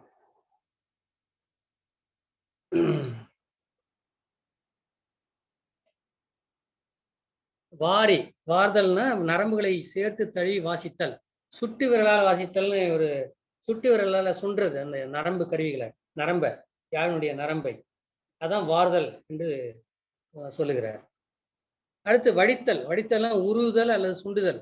சுட்டு விரல் பெருவிரலால் நரம்பை அகமும் புறமும் ஆய்தல்.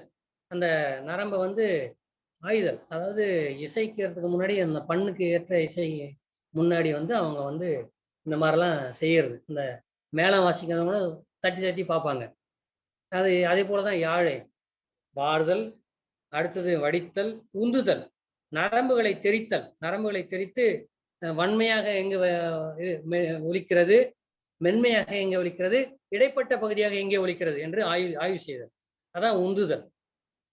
உறழ்தல், ஒன்றை விட்டு ஒன்றை தட்டுதல், மீட்டுதல். அதை ஒரு 7 நரம்பையும் வரிசையா மீட்டுதல் இருக்குது. அதே போல ஒன்று விட்டு ஒன்று பண்றது, இந்த புல்லாங்குழல துளைகளை மூடிட்டு வாசிக்கிறது, திறந்துட்டு வாசிக்கிறது, ஒன்று விட்டு ஒன்று மாற்றி வாசிக்கிறது, ஒன்றையும் மூன்றையும் திறந்துட்டு வாசிக்கிறது, ஒன்றையும் 4ஐயும் திறந்துட்டு வாசிக்கிறது, 2ஐயும் 4ஐயும் திறந்துட்டு, இப்படி இந்த கருவிகளையும் நரம்பையும் கூட ஒன்று விட்டு ஒன்று அல்லது ஒன்றுடன் ஒன்று சேர்த்து ஒன்றையுடன் ஒன்று மாற்றி மாற்றி வாசித்தல். அதுக்கு வந்து உறழ்தல். உறதல் என்று சொன்னாலே மாறுபாடாக இருத்தல். உரராட்டு என்று சொன்னால் விவாதம் செய்தல் உரராட்டு. உறதல் என்று சொன்னால் கலத்தல் என்றும் பொருள் இருக்கிறது. ஆகவே இந்த ஆற்றிடை காட்சி உரழ தோன்றின இந்த ஆற்றுப்படைக்கு தொல்காப்பிய இலக்கு நூற்பா சொல்லுதுனாக்கா, அந்த ஆற்றிலே இவர்கள் இடையிலே ஆற்றின் வழியிலே இவர்கள் அந்த பரிசில் பெற்ற பாணனும் பரிசில் பெற விரும்புகின்ற பாணனும் சந்திக்கின்ற பொழுது உரழ தோன்றிய பரிசில் பெற்ற பாணன் பரிசில்கள்லாம் வைத்திருக்கிறான். இந்த வறுமையுற்ற பாணன் அதெல்லாம் இல்லாமல் வறுமையுற்று இருக்கிறான். ஆக உரழ தோன்றிய, முரண்பட்டு தோன்றிய என்று சொல்லலாம். அல்லது கலந்து இந்த பாணனும் இருக்கிறான், வளமான பாணனும் இருக்கிறான், வறுமையுற்ற பாணனும் இருக்கிறான் என்று கலந்து அந்த உரழுதல் என்று சொன்னால் அப்படி இருக்கிறது. உரழ என்று சொன்னால் ஓம உருவாகவும் இருக்கிறது. இங்கே உரதல், இந்த உரழ்ந்தும் வார்ந்தும் பார்த்தல், வாரியும் வடித்தும் உந்தியும் உரழ்ந்தும் சீருடை நன்மொழி நீரோடு சிதறி. இது என்ன இவர் எழுதுறாரு நம்ம சாவேசு ஐயா என்ன எழுதுறாங்க? வார்தல் என்பது சுட்டு விரலால் செய்கின்ற தொழில். யாழை இயக்குவதற்கு சில முறைகள் உள்ளன. அதில் வார்தல் என்பது சுட்டு விரலால் செய்கின்ற தொழில். இதை வாரியும் என்று சொல்கிறார். நரம்புகளை தழுவியும் என்று கூட சொல்லலாம். வடித்தல் என்பது சுட்டு விரலும் பெருவிரலும் வட்டி நரம்பை, இந்த வட்டி நரம்புன்றது என்னன்னு தெரியல, அது அச்சுப்படையா இருக்கும்னு நினைக்கிறேன். அகமும் புறமும் ஆராய்தல், இதை வடித்தும் என்று சொல்கிறார். உந்தி என்பது யாழ் நரம்புகளை தெரித்து வன்மை மென்மை பொதுமை போன்றவற்றை பார்த்தல். உறந்தும் என்பது ஒன்று இடையிட்டும் 2 இடையிட்டும் தெரித்து ஆராய்தல். பின்பு பாட்டில் உள்ள சீரலுக்கு, இதுதான் அந்த முதல் வரிக்கு பொருள். வாரியும் வடித்தும் உந்தியும் உறந்தும். அடுத்து 2வது அடிக்கு சீருடை நன்மொழி நீரோடு சிதறி. அதாவது பாட்டில் உள்ள சீர்களுக்கு, சீருடை நன்மொழி, பாட்டில் உள்ள சீர்களுக்கு தக இசையை நிரப்புதல். இவ்வாறு யாழை இயக்குவர். இதனையே சிலப்பதிகாரம் சொல்கிறது. முன்பு எப்படி சொல்லியதோ அந்த மணமகளிர் போல இந்த யாழ் அமைப்பு இருக்கிறது. யாழ் வந்து கருவிகள் அழகுற பொருத்தப்பட்டிருக்கிறது. அதுபோல இங்கேயும் வாரியும் வடித்தும் உந்தியும் உறந்தும் என்று இங்கே யாழை இயக்குகின்ற முறை 4ஆக சொல்ல, இதையே தான் அங்கே சிலப்பதிகாரம் சொல்கிறது. ஏறத்தாழ 2ம் சமகாலத்து இலக்கியங்கள் தான். வார்தல் வடித்தல் உந்தல் உறழ்தல் சீருடன் உருட்டல் திருட்டல் அல்லல் ஏருடை பட்டடை என இசையோர் வகுத்த 8 வகையின் இசைக்கரணத்து. அது இன்னும் கூட சேர்த்து 8 வகையாக இசையை இமிட்கலாம் இந்த யாழிலே என்று சிலம்பிலே காணல் வரியிலே, அதே காணல் வரியில் தான் வருகிறது. யாழை இயக்கும் போது நரம்புகளை தழுவியும் நரம்புகளை உருவியும் தெரித்தும் ஒன்றை ஒன்று உழந்து தெரித்தும் சீர்களை உடைய பாடல்களுக்கு தக இசையை நிரப்பியும் இயக்குவார்கள் என்பதாக இந்த நீரோடு சிதறி என்று சொல்லுது. சீருடை நன்மொழி என்று சொன்னால் இன்னொரு உரையில வந்து இந்த தெய்வங்களை பாடும் பாடல் அப்படின்னு சொல்லியிருப்போம். சீருடை நன்மொழி. நீர்மை, நீரோடு சிதறி, நீர்மைனா தன்மை, இயல்பு.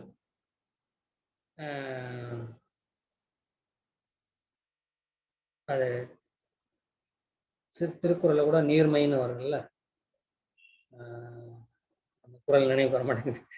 பாட்டில் உள்ள சீர்களுக்கு தக இசையை மீட்டுதல், இதுதான் நீர்மை, சிதறி மீட்டுதல் என்று இப்படியாக அந்த இது இப்போ நம்ம அந்த பாட்டுல சில சொன்னதுபடி இந்த படத்துல கொஞ்சம் பார்ப்போம்.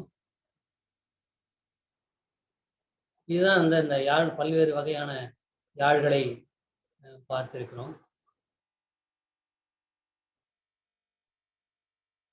இதுல தண்டினுடைய கண்களின் அமைப்பு, இது இந்த ஆணி முடுக்கு ஆணி நண்டினுடைய கண் போல இருக்கிறது. அலைவாய், அலையில சேற்றில் அந்த வலையில இருக்கிற நண்டுனாலே போதும், அலைவாய்ன்னு சொல்றாரு. நண்டு, வலையில இருக்கிற நண்டு அப்படின்னு சொல்றாரு. அடுத்து இந்த வருவாய், அதாவது உள்நாக்கு இல்லாத வருவாய், வெறும் வாய். இது பாம்பு நிமிர்ந்தன்னு, நாக்கு இல்லாத பாம்பு நிமிர்ந்தது போல இருக்கிறது. ஏன்னா பாம்பு நிமிர்ந்தாலே நாக்கு நீட்டி இருக்கும், இல்லை நாக்கு நீட்ட முடியாது. இல்லை அது போல இருக்கிறது பாம்பு.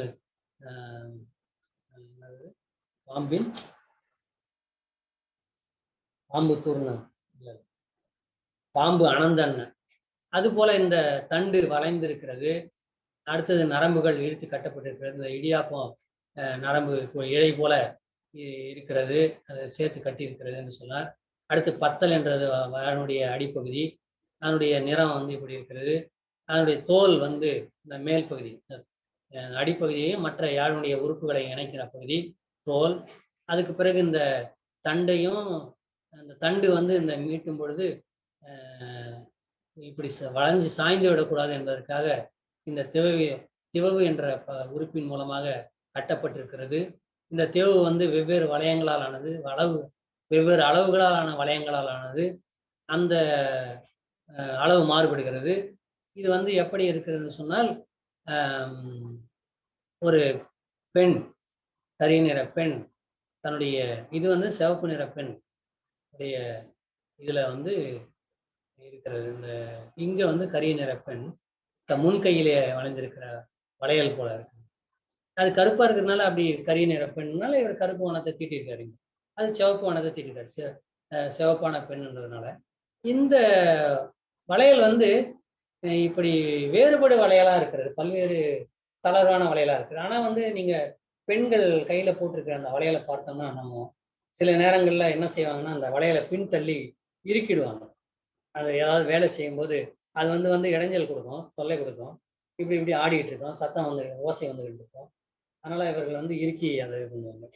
அது போலதான் இந்த இதையும் முறுக்கி நல்ல வேண்டிய இடங்களிலே அதை முறுக்குவார்கள், வேண்டாத இடத்துல தளர்வு கொடுத்துவார்கள். அது போலத்தான் இந்த வளையல் போலத்தான் இதற்கு பேர் திவவு என்று பெயர் என்று சொன்னார்.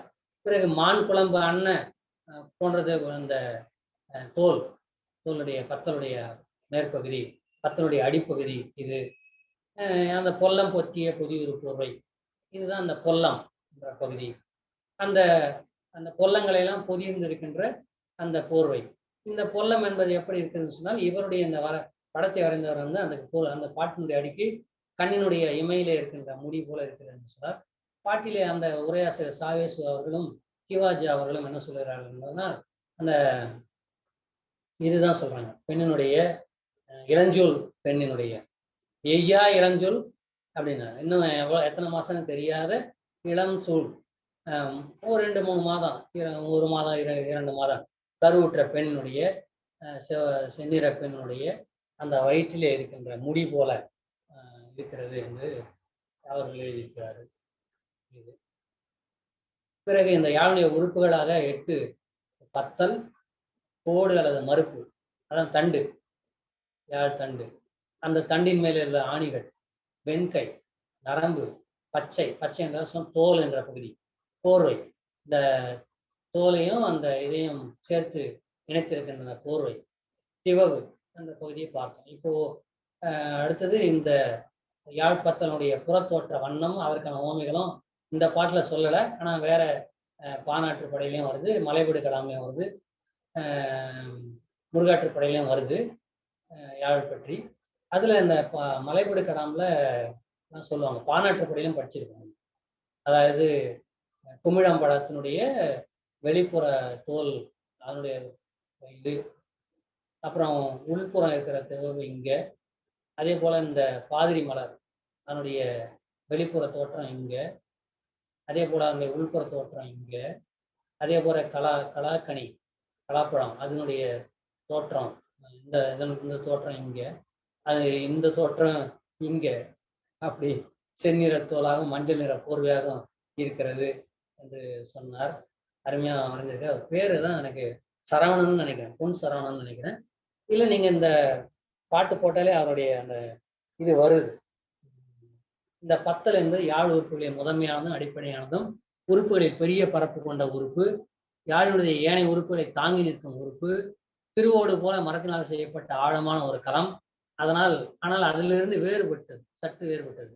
கருமை நிறத்தில் ஆழமாக நீள்வட்டமாக இருப்பதால் இதனை நீரின்றி வறண்ட ஆழமான இருள் நிறைந்த சுனையுடன் ஓமைப்படுத்தி கூறுவார்கள். நம்ம வேற ஒரு இலக்கியத்தில் அதை பார்த்துருவோம்.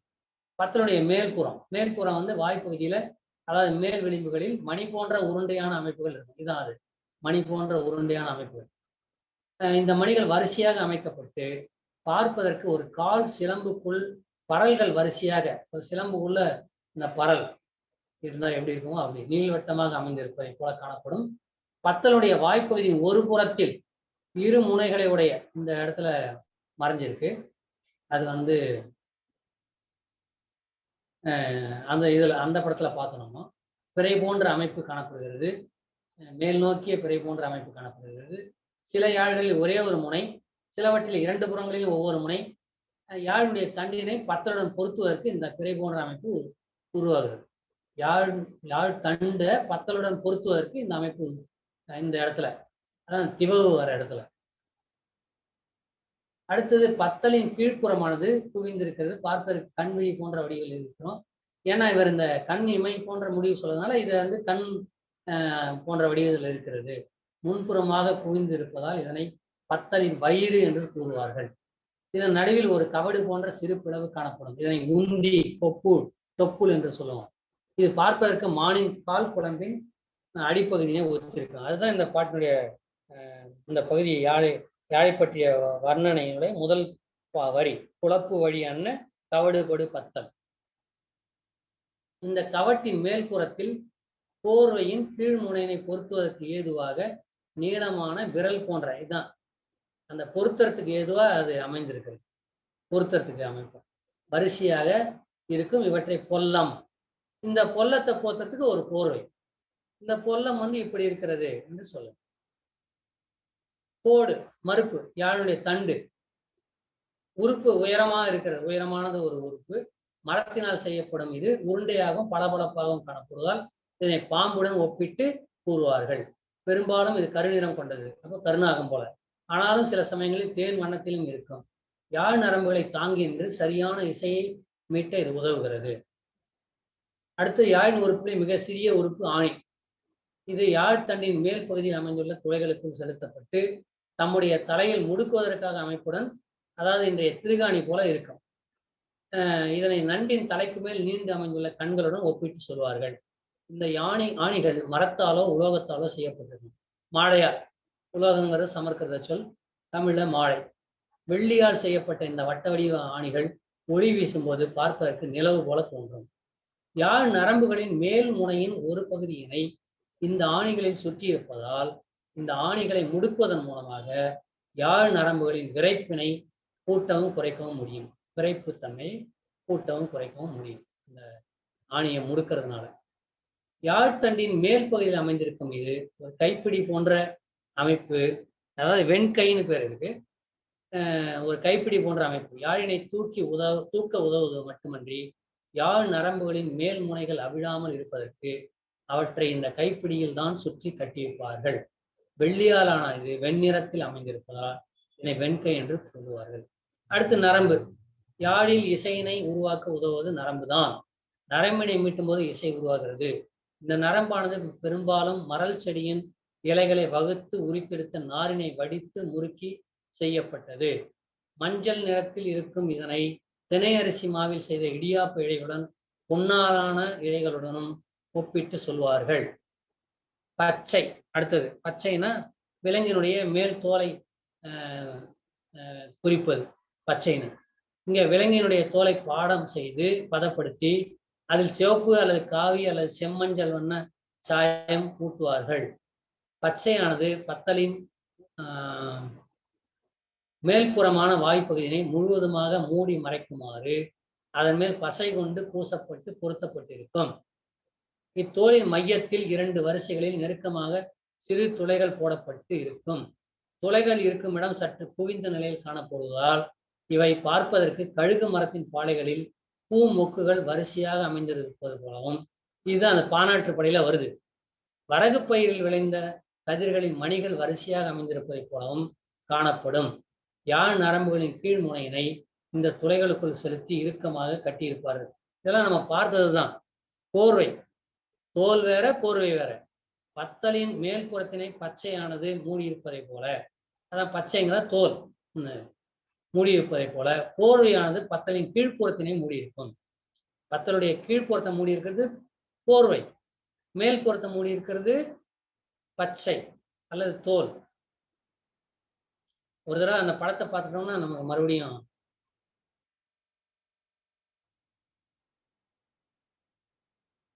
இதுதான், இது போர்வை, இது தோல்.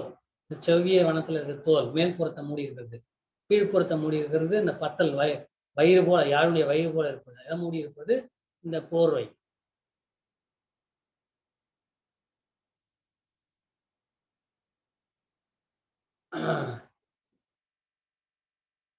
யாழ் நரம்புகளின் கீழ் முனையினை இந்த துளைகளுக்குள் செலுத்தி இறுக்கமாக கட்டியிருப்பார்கள். அடுத்தது போர்வை. போர்வை தான் பார்த்துட்டோம். பார்ப்பதற்கு இது பார்த்துட்டோம், போர்வை பார்த்துட்டோம். அடுத்தது திவவு. திவவு என்பது யாழினுடைய வடிவத்தினை குலையாமல் நிலைநிறுத்தவும், யாழ் நரம்புகளை மீட்டி சரியான இசையை பெறுவரும் உதவுகிறது. அதாவது யாழ் தண்டினை பத்தலின் பிறை போன்ற அமைப்புடன் மிக வலுவாக பொருத்துவதற்கு உதவும் இது ஒரு வளையம் போன்ற அமைப்பாகும். மரத்தினால் செய்யப்படும் இது பார்ப்பதற்கு அளவு திரிந்த கை வளையல் போல ஒரு புறம் பெருத்தும் மறுபுறம் சிறுத்தும் காணப்படும். உள்ளே ஒரு ஒடுக்க வழி உடையதால் இதனை காதுடன் ஒப்பிட்டு கூறுவார்கள். திருகி ஏற்றப்படும் இது பொதுவாக பல எண்ணிக்கையில் பல அளவுகளில் பொருத்தப்படுவதால் இவற்றை பொருத்திய பின்னர் இவற்றை பார்ப்பதற்கு ஒரு பெண் தன் முன்னங்கை முழுவதும் பல அளவுகளிலான வளையல்களை வரிசையாக அணிந்திருப்பதைப் போலவும் மலையேறும் படிக்கட்டு போலவும் தோன்றும். 2 ஓமை இவர் சொல்றார், இந்த உரையாசிரியர் சொல்றார். பெண் பல வகையான அளவுகள்ல வளையல் அணிந்திருந்தா எப்படி இருக்குமோ அப்படி இருக்கும், இல்லைன்னா படிக்கட்டு கீழே அகலமான படிக்கட்டு போக போக குறுகிய படிக்கட்டா இருக்கும் அப்படிங்கிறது போல சொல்றார். இவ்வாறு நாம் அதை பார்த்திருக்கிறோம்.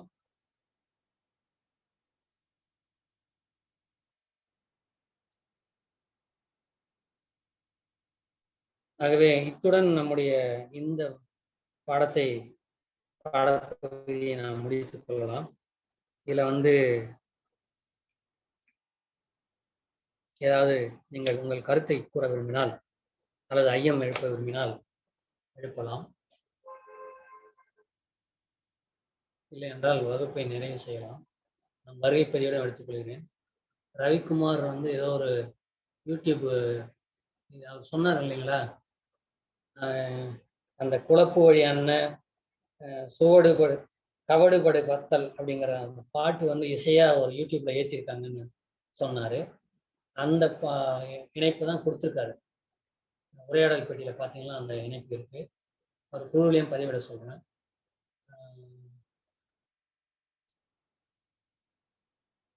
குரோலன், ரவிக்குமார், குமாரதாசன் ஐயா, கனிகவேல்,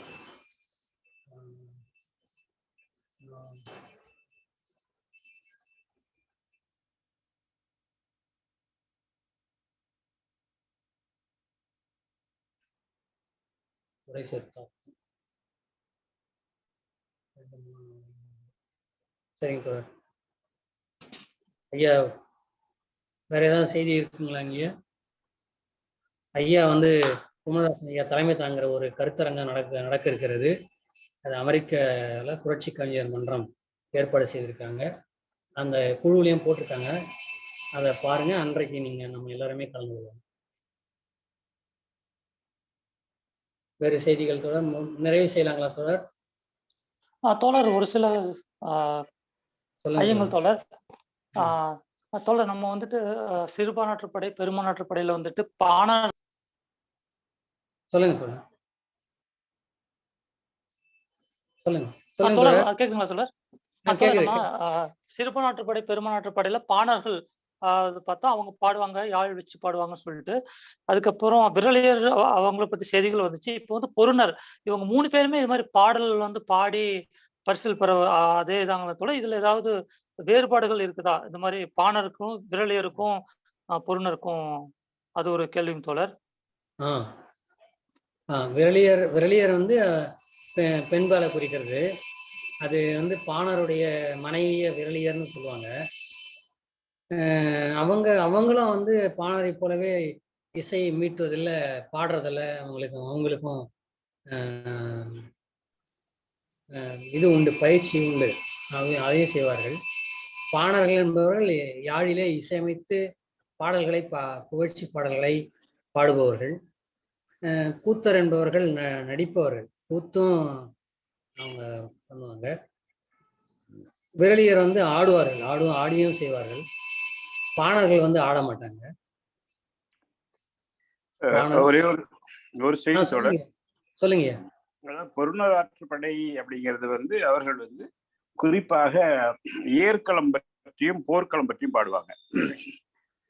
அது மற்றவர்கள் வந்து ஒரு மன்னனை, அவனுடைய வள்ளல் தன்மை அல்லது முருகனை பாடுறது இந்த மாதிரி இருக்குது. இந்த பொருணர் ஆற்றுப்படை வந்து களங்களை பற்றி பாடும்.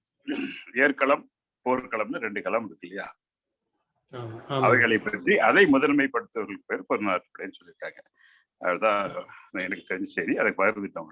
வேற ஆமாங்க ஐயா சொன்னது போல நாம இந்த வகுப்பு பாட தொடக்கத்திலே கூட நம்ம அதை பொருணர், பொரு இன் நர், பொரு என்று சொன்னால் பொருந்துதல், பொருந்துதல், 2 பொருளும் இருக்கு.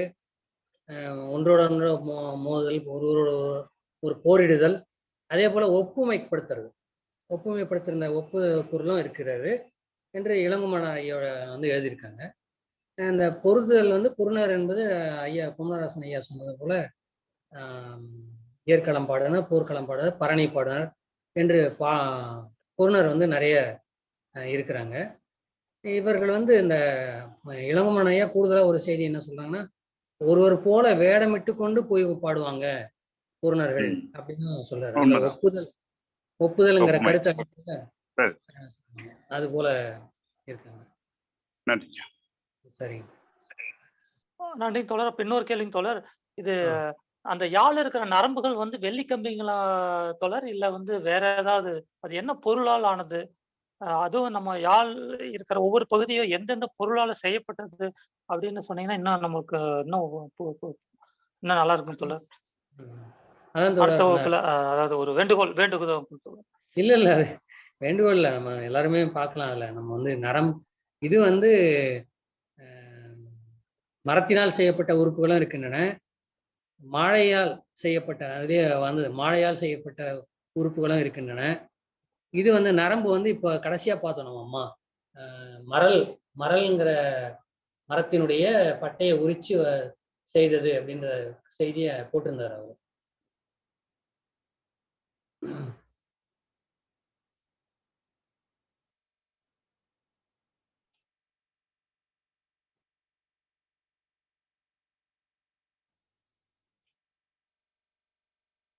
நரம்புன்றத பற்றி சொல்லும்போது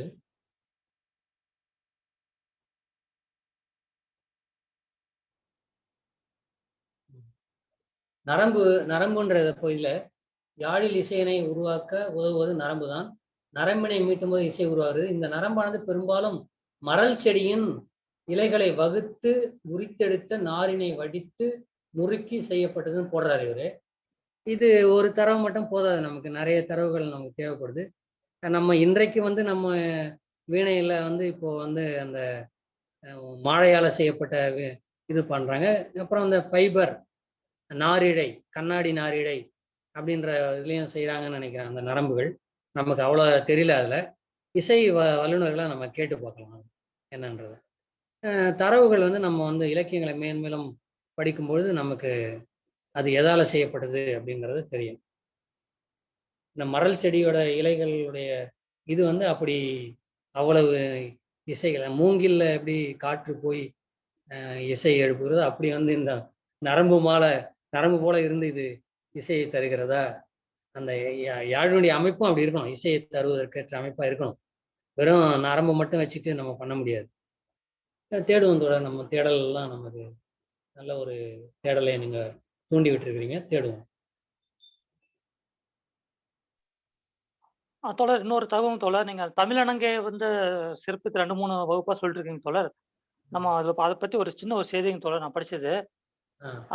மனோன்மணியம் சுந்தரனார் வந்து ஒரு திருவாங்கூர் சமஸ்தானத்துல இருக்கிறப்ப ஒரு முறை விவேகானந்தர் வந்து அங்க போயிருக்கிறாரு. அப்போ வந்து அந்த இந்து சமயத்தை பத்தி ஒரு சொற்பொழிவு ஆற்றியிருக்கிறப்போ இவர் வந்து மனோன்மணியம் சுந்தரனார் வந்து ஏதோ ஒரு ஒரு ஏதோ ஒரு வந்து மறுப்பு தெரிவிச்சிருக்காரு. நாங்க இந்துக்கள் இல்லை அப்படின்னு சொல்லிட்டு. அதுக்கப்புறம் வந்து ஒரு விவாதம் தொடர்ந்துருக்குது. அந்த விவாதத்துல வந்துட்டு நம்ம விவேகானந்தர் வந்து பாதியிலேயே போயிட்டாரு அப்படின்ட்டு ஒரு ஒரு தகவல் நான் படிச்சேங்க தோழர். அது கூட இன்னொரு பார்த்தீங்கன்னா, நம்ம வள்ளலாருக்கு குடுக்க வேண்டிய இடத்த நம்ம தமிழ்நாட்டுல குடுத்திருந்தா வந்து, இப்ப நம்ம அந்த இந்து மதத்தால மத்த பல தொந்தரவுகளுக்கு ஆளாம இருக்கலாம் அப்படிங்கிற ஒரு இதுவும் அந்த இதுல இப்ப நான் படிச்சேங்க தோழர். அது உங்களுக்கு சொல்லலாம்னு ஆசை. ஏன்னா நீங்க தமிழனுங்க 2, 3 வகுப்பா சொன்னீங்க. அந்த அந்த பாட்ட எழுதினாரு அவரு வந்து ஒரு சொல்லான்ட்டு ஒரு ஒரு விருப்பத்துல சொன்னாங்க தோழர். நன்றிங்க தோழர். சரிங்க தோழர், சரிங்க தோழர். நன்றி. அதான் ஒரு வள்ளலார் வந்து கடைவிரித்தேன் கொள்வார் இல்லைன்னு சொல்றாங்க. அடுத்தது வள்ளலாரை வந்து இவங்க உருவ வழிபாட்டு அவர் எதிர்த்ததுனால இவங்களுடைய பூசை வேலைக்கு இடர்பாடு ஆயிடும். தொழிலே ரொம்ப ரொம்ப நசிந்து போகன்றதுனால அவர் வந்து சோதியம் இறைவன் ஒளிமயமானவர், இறைவனை வந்து உருவம் கொண்டு வழிபடாதீர்கள்னு சொன்னதுனால இவரையும் ஒளிய ஆக்கிட்டாங்க அப்படின்னு சொல்லி தான் நமக்கு வரலாறு சொல்லப்படுகிறது. இவனையும் கொளுத்திட்டாங்க, நந்தனார் எரித்தது போல வள்ளலாரையும் எரித்து விட்டார்கள் அப்படின்னு சொல்லி இன்னமும் வாலாட்டி கொண்டிருக்கிறார்கள். இதெல்லாம் சேர்த்து நம்ம களம் காண வேண்டும். அமித்ஷா போன்றவங்கலாம் மறுபடியும் வந்துட்டு இருக்கிறாங்க. சரிங்க. அதான் பாவலர் சொல்லுவார், 1000 தடவை இந்தியை எதிர்த்தோம், 1000 தடவை மீண்டும் புகுத்தினர், 1000 தடவை இந்தியை அழித்தோம், 1000 தடவை மீண்டும் எழுதினர், எந்த ஒரு தடவையும் இந்தி மடையன் அதிர்ந்ததும் இல்லை அப்படின்னு சொல்லுவார். அதுக்கு தீர்வு வந்து விடுதலை தான் அப்படின்னு சொல்லுவார். சரிங்க தோழர். நன்றி, வணக்கம். நன்றிங்க தோழர்.